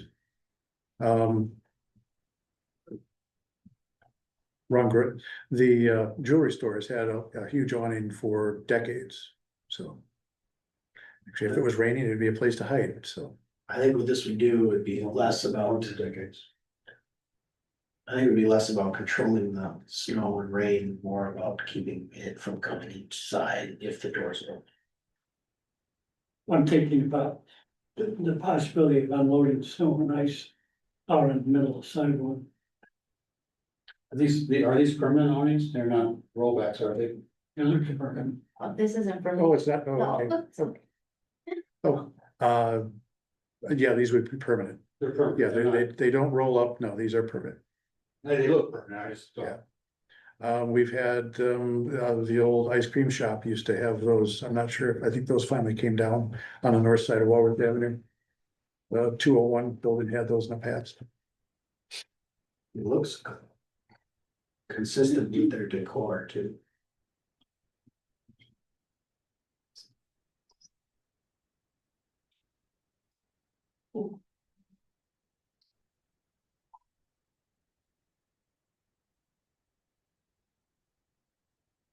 Any other questions? Start out motion. Actually, the awnings have a nice presentation of those doors. Yeah, that's a nice man. I don't know, did they use the material, are they fabric? Yes, they're a fabric over a metal frame. They generally hold up quite well. Like a sun rain and snow and so. Like a umbrella material, something like that. I mean, trendsetters used to be here in town, made similar ones. So. It looks good to me. I would move to approve the awnings for 328 East Walworth Avenue, nice proposal. There's a motion, is there a second? Second. There's a motion and a second. Any discussion? Seeing none, all those in favor signify by saying aye. Aye.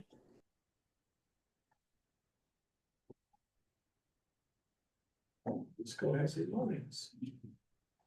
8.4, consider a 3-lot certified survey map, CSM land visit redivision requested. The currently platted lot 1 of CSM 4985 being the Lake Lawn Resort property at 23 Junior Street. Should have stayed up here. And in front of you is again, a proposed land division, that was, looked at when you were reviewing the zoning here for the Harbor Club Phase 4. Staff does have a couple recommendations. The first one has to do with the actual lot numbers. Our preference would be to leave I'll call it the large lake lawn property as lot 1, because that has that definition is used in a number of our development agreements, that lot 1 is the resort. And it would be quite confusing if all of a sudden we flipped that to be a different lot number. It's kind of a minor detail, but less confusion is always better. And the other two had to do with the right-of-way issues. The one is along Highway 50 and the other is on North Shore Drive.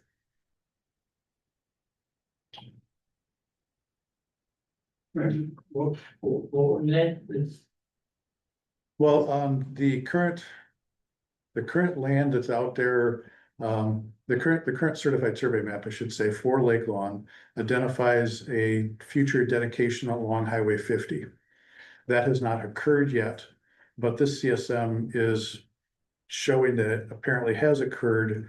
So the question would be title, either that transfer needs to happen before we record the certified survey map. Otherwise, it's kind of a lost piece of property. It would still be titled to Lake Lawn. It would be a remainder of the current certified survey map. Why is that not taking place yet? The current development agreement says that it would take place within, I think, 60 days after the city would request it. That has not occurred. So the city just simply needs to request it. That would be one way. But again, it's a timing issue at this point. Want to jump in or jump in? Do you want to clarify what parcels is you're asking to be dedicated? Well, if it's along Highway 50, that would probably be lot 3. Right, it was outlot 3 on the current certified survey map.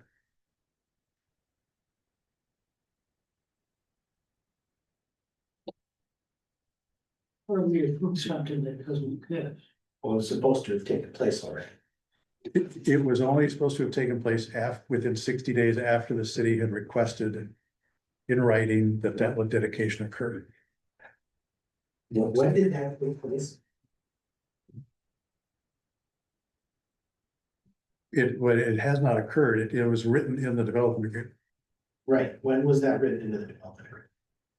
What's the current number? 6? That was in 2020. So the first one that I've seen, that was Amendment 6. It was Amendment 6. We're at 13 now, aren't we? No, it's still Amendment 6, but there was a separate one done. That was the last amendment. Then there was a separate one done for the Harbor Club area on the east side of the property. So we still have to review the exact boundary of that outlot 3 on Highway 50 to make sure that if it was a dedication, that it's not impacting the golf course and shrinking us even more. That's the situation with that. So it's no problem with an easement or something, but we'd have to look at that so it doesn't shrink us there. The dedications that were down by the Harbor Club on the east side have all taken place already.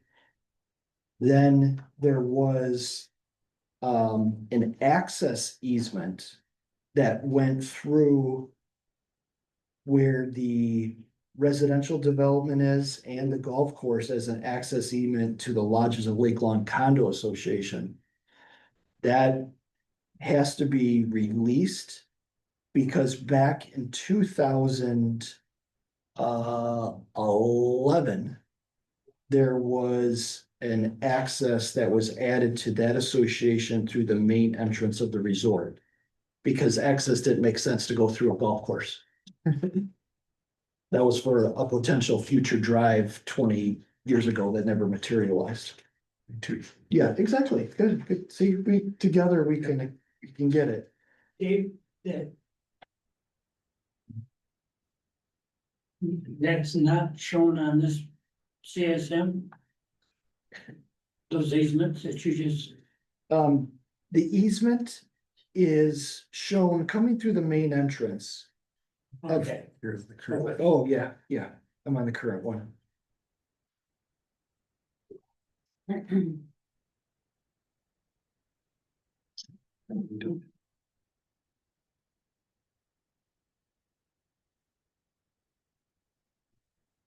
Yeah, I have a copy of that is recorded that, I don't know why it's not showing up on here. That together between Rick and I, we can provide the materials to get that rectified. That's right. So I'll make sure I don't agree with something that gets me in trouble here. Yeah, well, I mean, so, Well, I mean, it's already before us, so. yeah, No, I make sure no, make sure I understand what it is. There was an.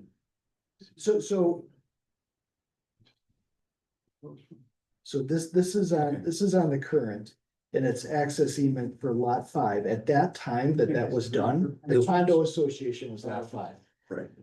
So this, it goes, When you get, yeah. and I agree that the main resort one should remain lot 1. So, to summarize. We have to see on the outlet 3.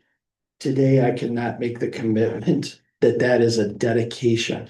All right, so, Because does of- this have a particular time frame associated with it? Maybe I can clear up a little bit. At the very beginning, Outlot 3. For these same reservations and resorts said, hey, I don't want to dedicate it because we don't know what the impact's gonna be. And what was agreed back in 2020 was that down the road, if the city needs it, we have to get that sorted out, or the resort needs to sort that out. So at some point down the road, if the city has a need for that, they can ask for it, and then the resort has to dedicate it within 60 days. It wasn't a requirement that, hey, in 2020, we're gonna give you the request right now and it has to be dedicated. It was simply that down the road, at some point when the city asked for it, that was, as Mark was saying, that down the road, if staff or the city finds they need it, they give the resort 60 days to figure it out. It wasn't the fact that the staff didn't promptly request it or do anything like that or did anything wrong. It was simply a function of there was just no need for that trigger date to occur yet, is the way I understood, is the way I read it. it is a substantial size parcel. It's about 1.3 acres. Sure it is. Along the lake. Right, which and house it's, is approved. and the reason for it is eventually the DOT is gonna request an additional eastbound lane. Of course they will. So, and that would be, we would need it, you know, the public would need additional room to be able to construct that travel lane. So, And then you're not willing to do that dedication as we speak, so. At this, I'm sorry, we haven't asked that. at this point, it's so the same agreement, we haven't changed that developer's agreement from 2020. So that's still in place, but to dedicate it, that we would have current operations of the golf course on. Just doesn't seem feasible, like. Rick had mentioned, it's my recollection that is mentioned that whenever Highway 50 comes to expansion. And that moves to the southbound lane, that could be 20 years from now. Right now, is it, is the golf course operating on that land? Yes, Okay, so that tells me that at some point in time, the decision was made to, well, if you ask for it, then we'll just give you land at that point. However, difference between a dedication and an easement is you still maintain control over it. So if we were to have to expand Highway 50, then the city would have to purchase the golf course from you because it's still owned by you, even though the easement is there.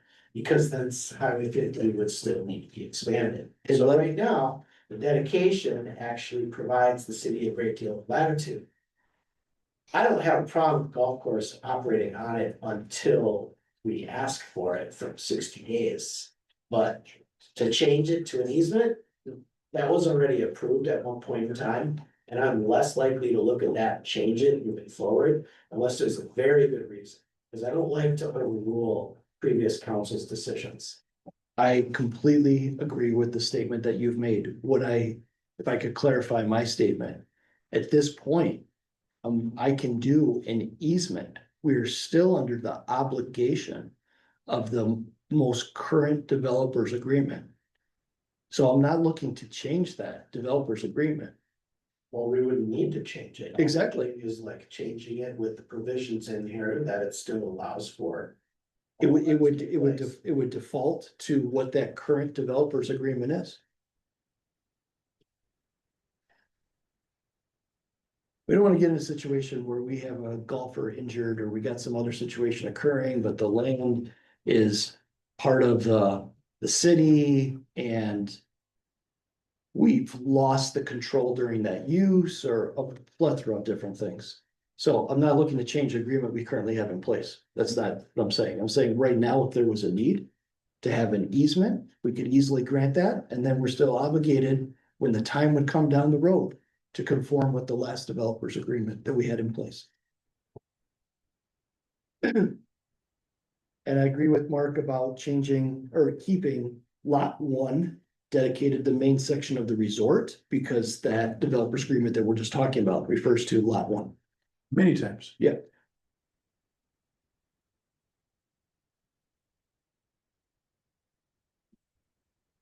So So are you looking to have us take action on this, or do you want to pull this back and review it to then come up with something that works? Works for me. It doesn't look like this is This seems like there's some more discussion that you want to look at. Is this something that needs to take place today? Or can this be held off on till the second? this is what's pushing the concern to change and approve this is for the development. And so, Rick, I need to ask you, how important is it that this change gets made today? As long as everybody's comfortable with us bringing in our final plat at the same time the CSM happens. We were trying to get the CSM done so the final plat could be approved. We thought that was gonna happen this week, but something happened with push the CSM, the final plat back, so. As long as everybody's comfortable with us bringing the CSM back and the final plat the same night, should be good. Does that work for city staff? And if the plan commission is willing to make the recommendation based upon those changes, I mean, that would. If they can show that they have access, which was the number 4 one, are we doing dedication or easement along North Shore? And then figure out what to do with that outlot 3.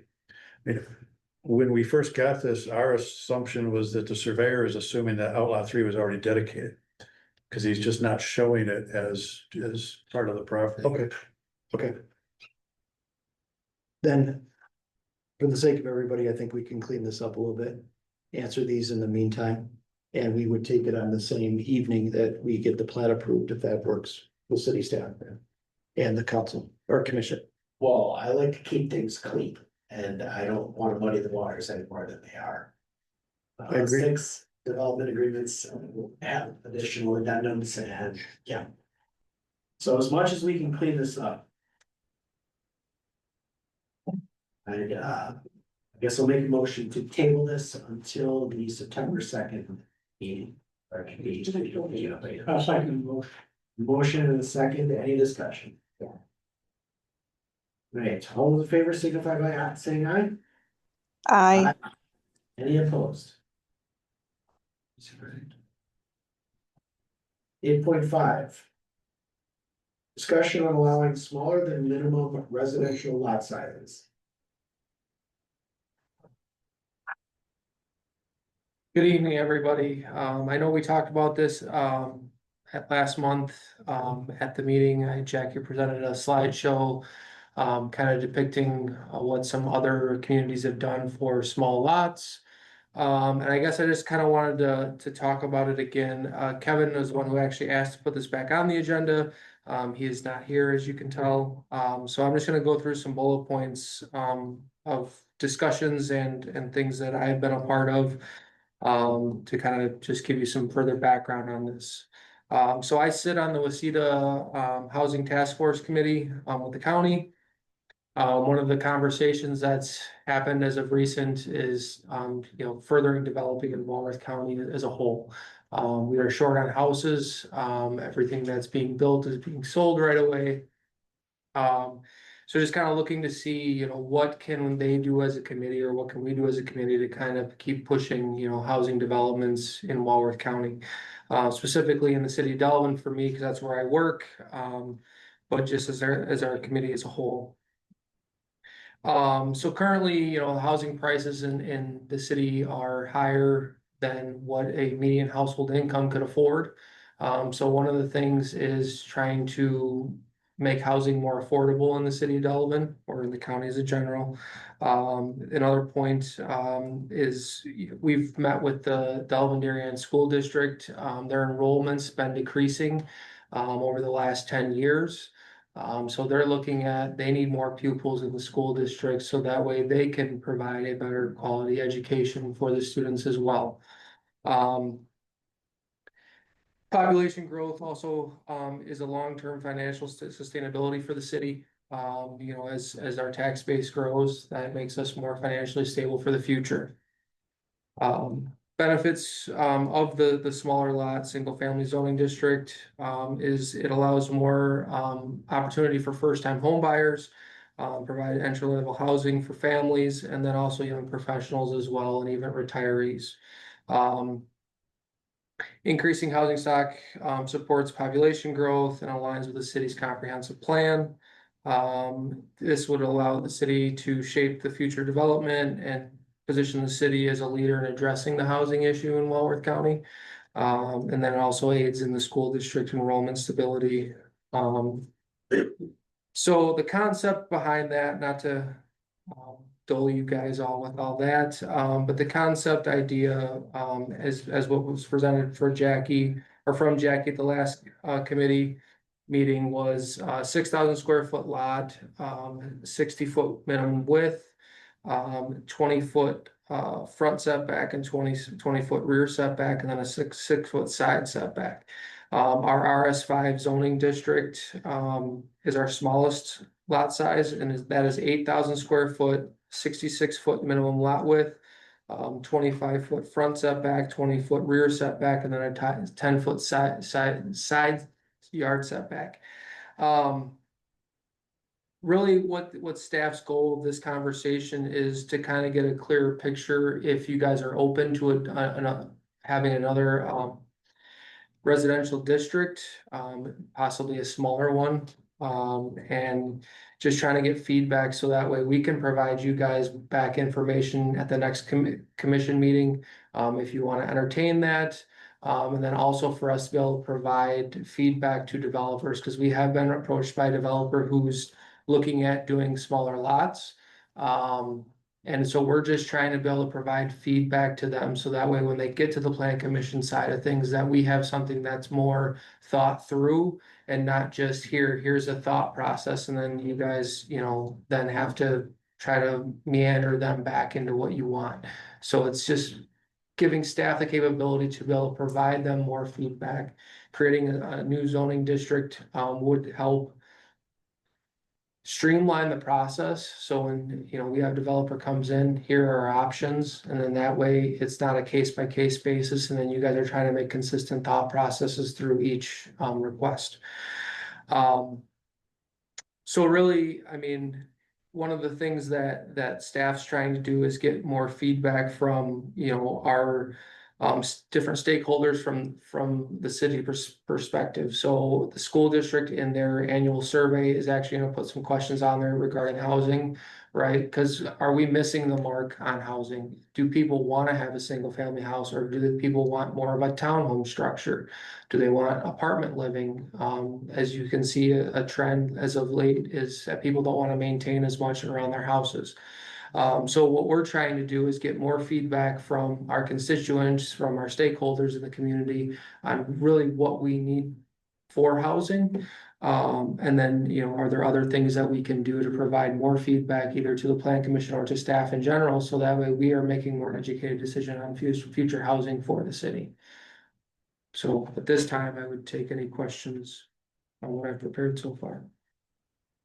Michael? Yeah, I would suggest that much of what has been presented here is less than accurate. We can approach this from a number of different ways. Your suggestion is that the city needs lower priced housing. I have today downloaded from Zillow, June of 2025 home value index, they call it, for the cities of Walworth County. City of Delavan is the lowest of all of 9 different communities. So our cost value index for our properties here in the city is already lower than the other communities in Wisconsin. The premise that having smaller lots is going to result in a less expensive home, I think is extremely questionable. I don't believe that the developer is going to charge anything less for a house than what it can get. Right now, they're building houses as fast as they can, and they're not having any trouble selling them at the prices that they're asking for them. Providing the opportunity for the developer to have a smaller lot just means that his cost is going to be less. His profits are going to be the same or higher. Certainly, the price of the house is not going to reflect the difference in the cost of the lot. If you look at again, the median May of 2025, actual sale prices within the city of Delavan, the median was $350,000, which is again at or below all of the surrounding municipalities. With regard to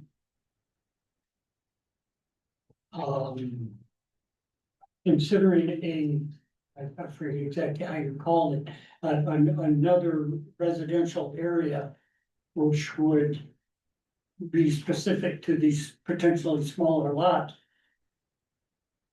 I haven't heard of any kind of a proposal of where that would be or how that might be presented, so I'm not sure how that fits into the scheme. If we look at other municipalities within our sphere, I think you'll find, as I have found, that they are at the 8,000 square foot or higher. So again, I don't see the consideration for why the city would want to drop to anything less than what we currently have, which incidentally, obviously I'm comfortable with what we have. So there's 2 pieces there. One is more houses for students or more houses for families to take place. The other is price. The price piece is difficult because price is going to be based on what the market demands. So we can't limit the price unless we specifically cap the price. Correct. So we might be able to figure out a way to cap the price based off of the decreased square footage as a ratio based off of the average price of homes in the area or the assessed value or something like that. But I don't know that that's ever been done. And I'm not sure that people would jump on that just to try and get a reduced rate house. We don't want to subsidize it. We would effectively be telling a developer, you can't sell it for more than this. And that's going to be driven by the surrounding houses or something like that. So I don't know how you can put together an opportunity for people to pick up brand new houses without implementing some sort of system like that. Otherwise, it's just going to be price of square foot is gonna continue to go up. You're gonna continue to cram people into smaller areas, and it's just gonna turn the entire atmosphere in the city into a packed-in town, or like a cramped municipality with not enough space. Most of the time, other municipalities or other cities will build vertically because they're running out of space, which comes with an increased cost for the developers. But we're trying to spread out because we aren't going vertical. Nobody so far has really decided that they want to go really high. And I don't know that they will with the airport so close by, but they might, and it depends on the area. I don't know that smaller lots helps. How would you address those problems? So, and again, I don't wanna get too specific on the developer that came to us just because he's asked to not really share anything at this point, at least publicly. But one of the conversations is that can the city help with, utility infrastructure, so water utility infrastructure, right? So there's some ways around that regarding impact fee, like water impact fees per se. So the idea would be behind it is that if we were to provide any incentive, whether that be, i.e., putting in water main or doing something along those lines, at that point in the developer's agreement, we could then limit what the house sales could be, right? Which then could help reduce the cost of those houses, because you are right. I mean, I'm not gonna say you're wrong, that at this point, the houses are going for top dollar market value because that's what is able to happen in the market. I'm not blind to that. I'm not trying to, pull the wool over your guys' eyes either. But there are ways, and so this development in specific, he's only, I believe it was 20 houses. Is that correct? Roughly 20 houses that were going to be at that lower price point. There would actually be an array of different price points for those houses. So basically, you look at about 1,100 square feet to, I believe the top was like 1,800 to 2,000 square feet would be the biggest house in that subdivision. So it would be an array of different housing cost type or housing prices. But it's more or less looking at, can we get some workforce housing, or I hate to call it that too, because at the price point, you're still not really looking at workforce housing, but a lower price point house.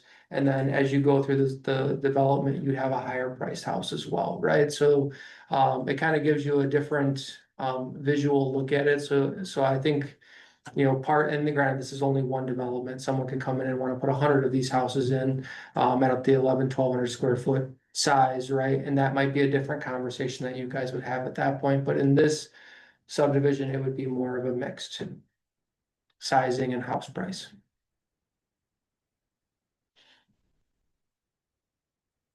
Did you have something that? I'm gonna have to agree. I don't think that if you change the size of the lot, it's gonna actually change the cost of the house to the consumer.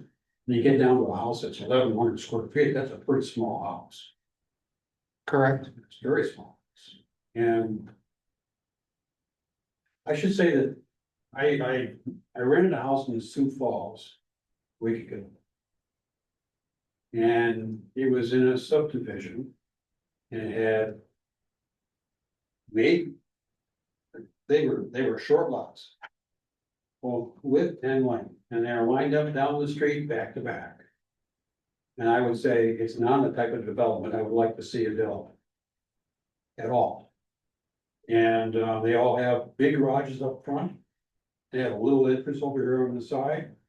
And I just don't think it's something that belongs in development. Development is a nice community, and that's why everybody wants to move here. Why do we want to decrease the value of our homes so that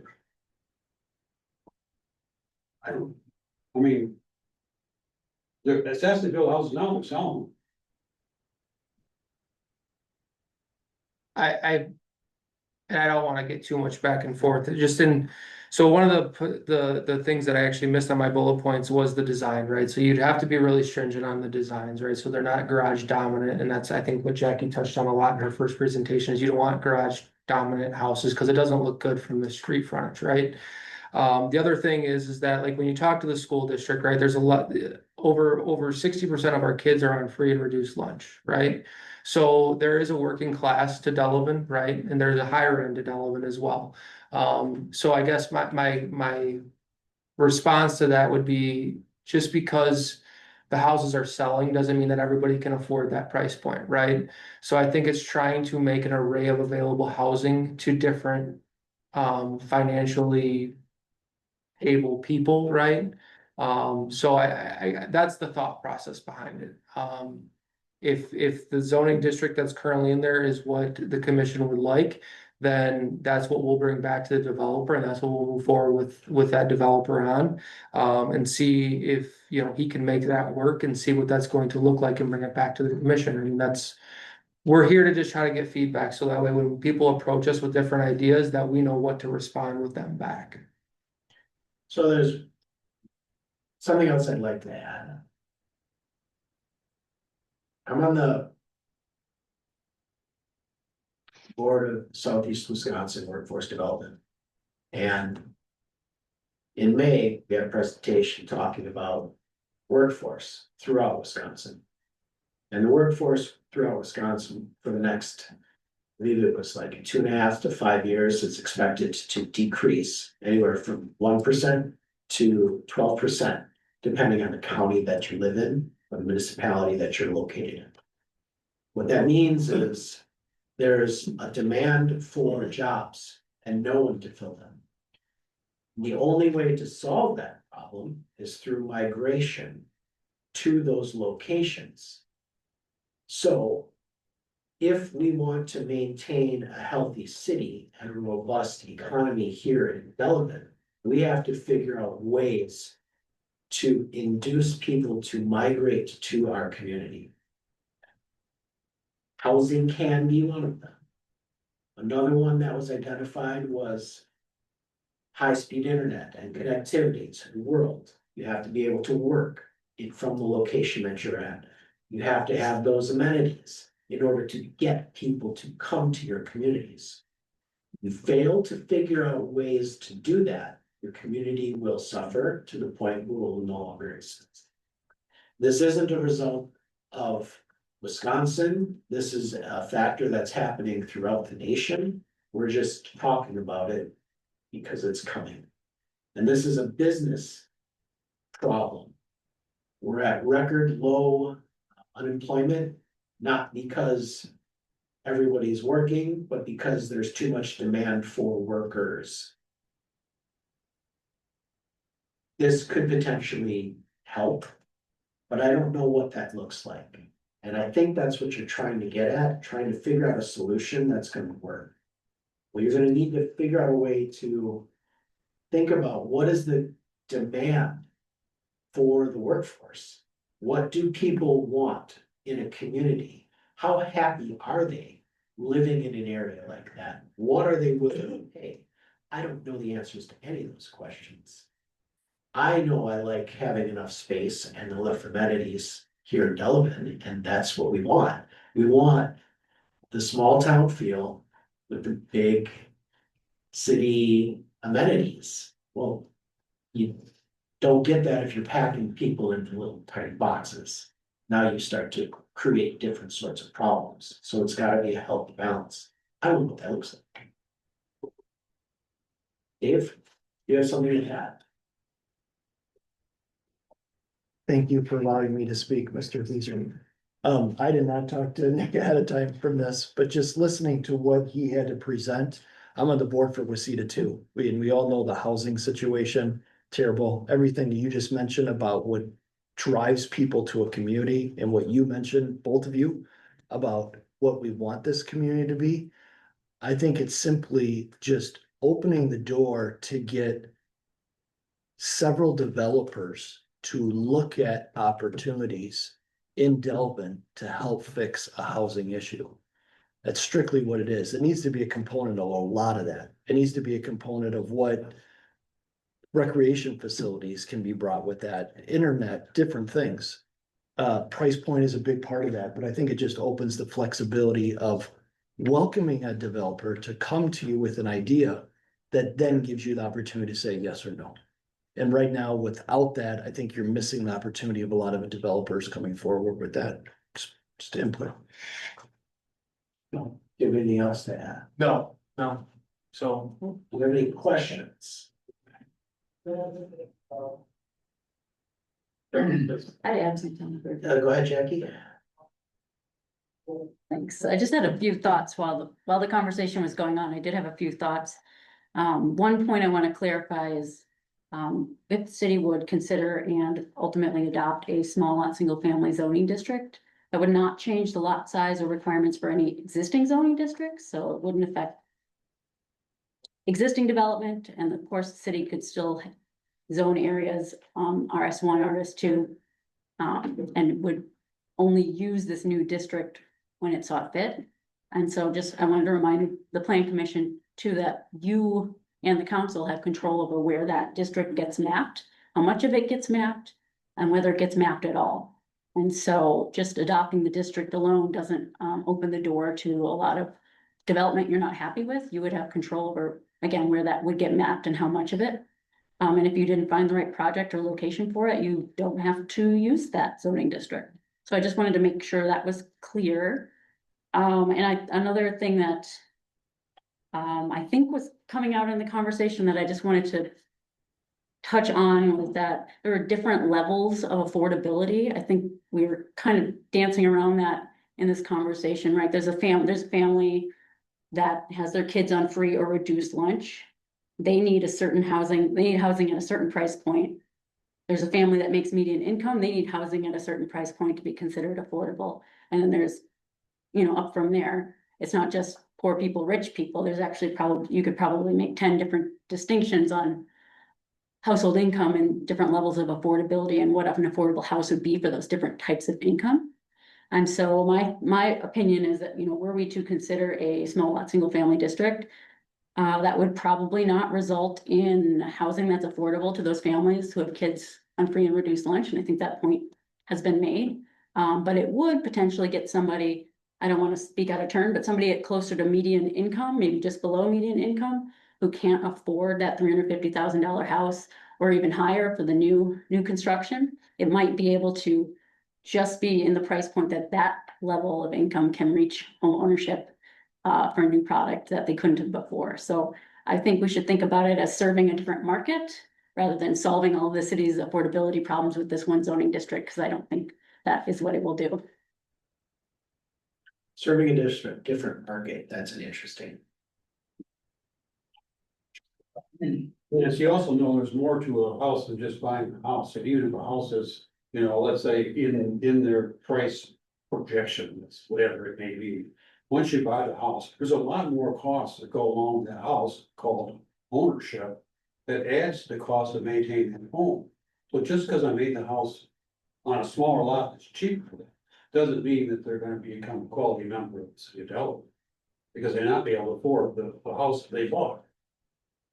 I I'm not sure think that could happen in any income smaller level. lots are going to address your concern for below medium income house buildings.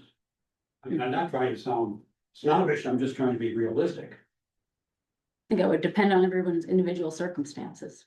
But I agree that just because you can make the payment doesn't mean the mortgage payment doesn't mean you're accounting for all the other costs associated with homeownership.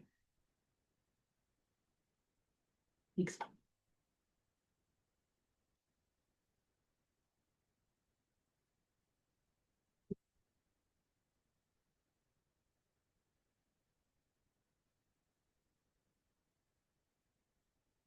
Didn't get any worse.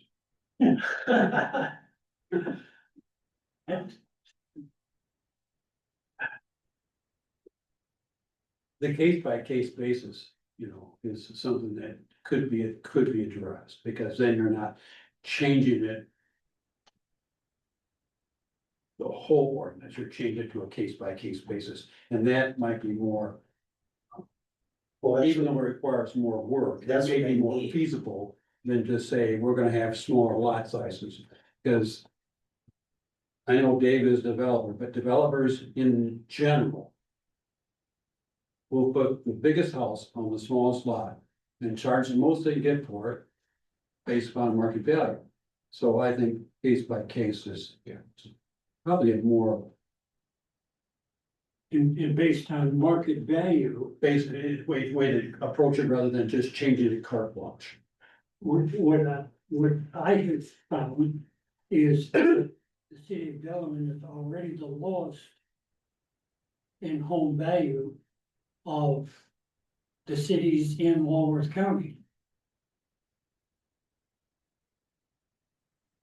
So I think that would be worth looking at too. I think it's important to distinguish between existing home values and new construction. So we could take a look at that. But what this would be new construction, and not necessarily comparable to lower valued existing buildings. How do you determine the level of quality? Well, I'll speak from my experience in Washington County. So they have a program in which the county provides $20,000 to basically help support affordability. And then they have specific price points that they want those houses to be sold at. And they developed a number of minimum standards above and beyond the building code to support quality, because that was an area that they were concerned about. We found through that program, all of the builders were comfortable with those minimum requirements. A few of them had to change some of their models or come up with some adjustments, but the builders tended to tell us that, and they still have to sell the house. And so, and the houses they're not cheap houses. They're between like $350,000 and $420,000, and that's with the subsidy. And so in order to be able to sell them and compete with market rate homes, they demand a higher level of quality as well. So there are certain things we wanted to make sure were in there, such as, I can't remember all the details now, but certain window quality and exterior building material quality.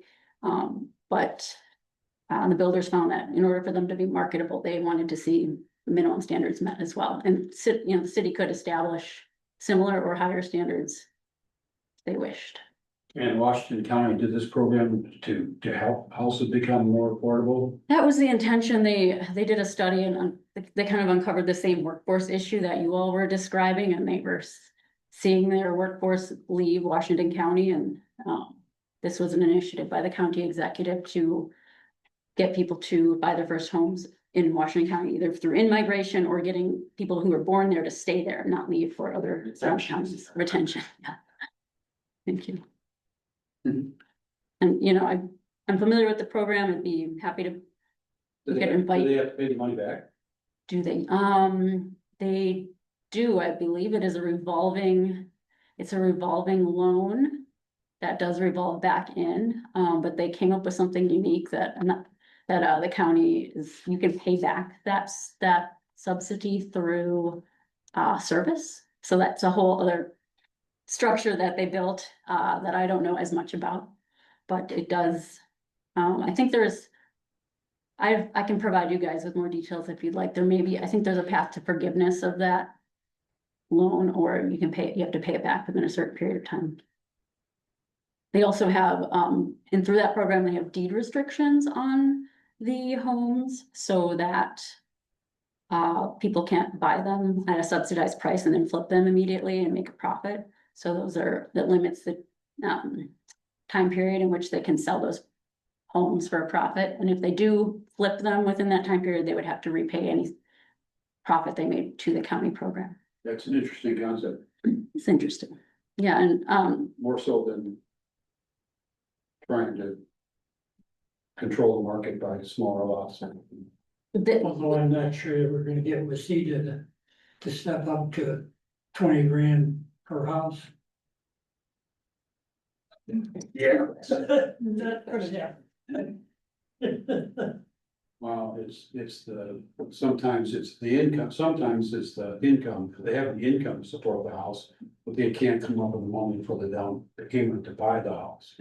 That's That's usually another, the stumbling another block. issue too. Mhm. Most new homeowners. Yeah, trapped by rent.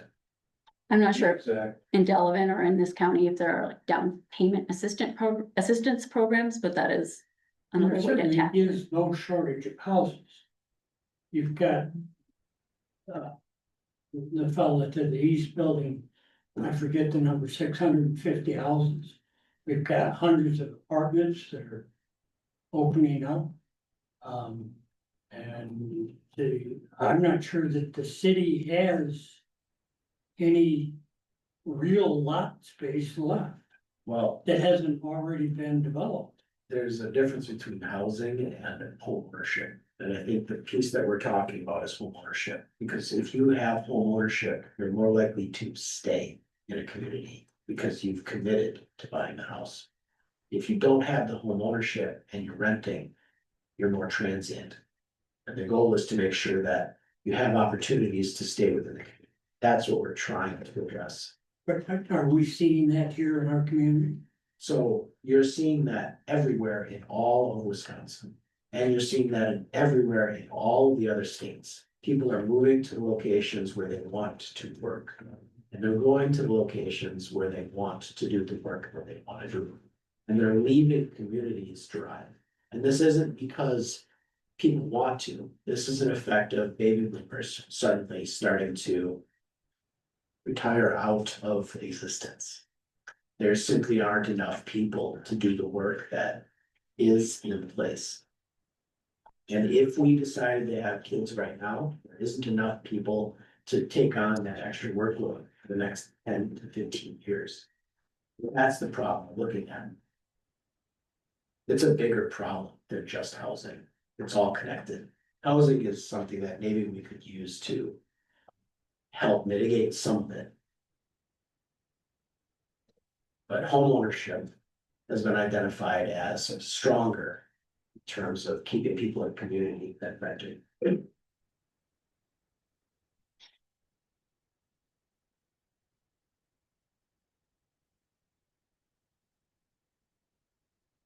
This is information that I have to bring to the table.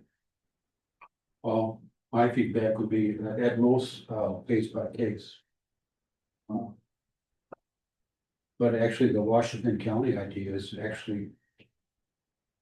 If that's working in Washington County, that's certainly an idea that needs to be looked at. Cause then you can still build a quality community. And like I said, a lot of working couples are in. The problem is unless they have parents that are willing to step up and help them, they can't make that first deposit on the house to move to homeownership, which should actually be cheaper than the apartment they're living in.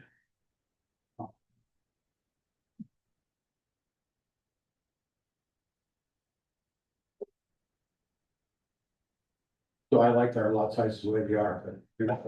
We got to figure something.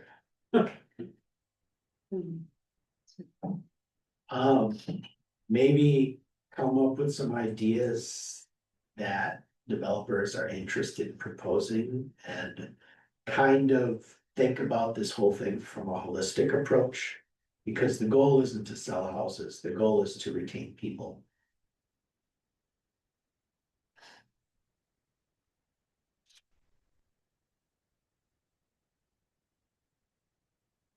I don't know, I don't have anything else. Yeah, that's fine. Thanks for the feedback. Any other questions or discussion? All right. Night.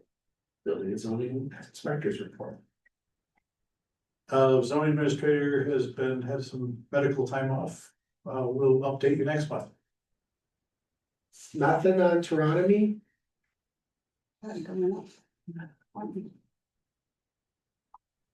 All right. Well, with that, we've exhausted our agenda. Entertain a motion to adjourn. Motion to adjourn. There's a second. There's no discussion on adjournment. All those in favor, signify by saying aye. Aye. Any opposed? Thank you.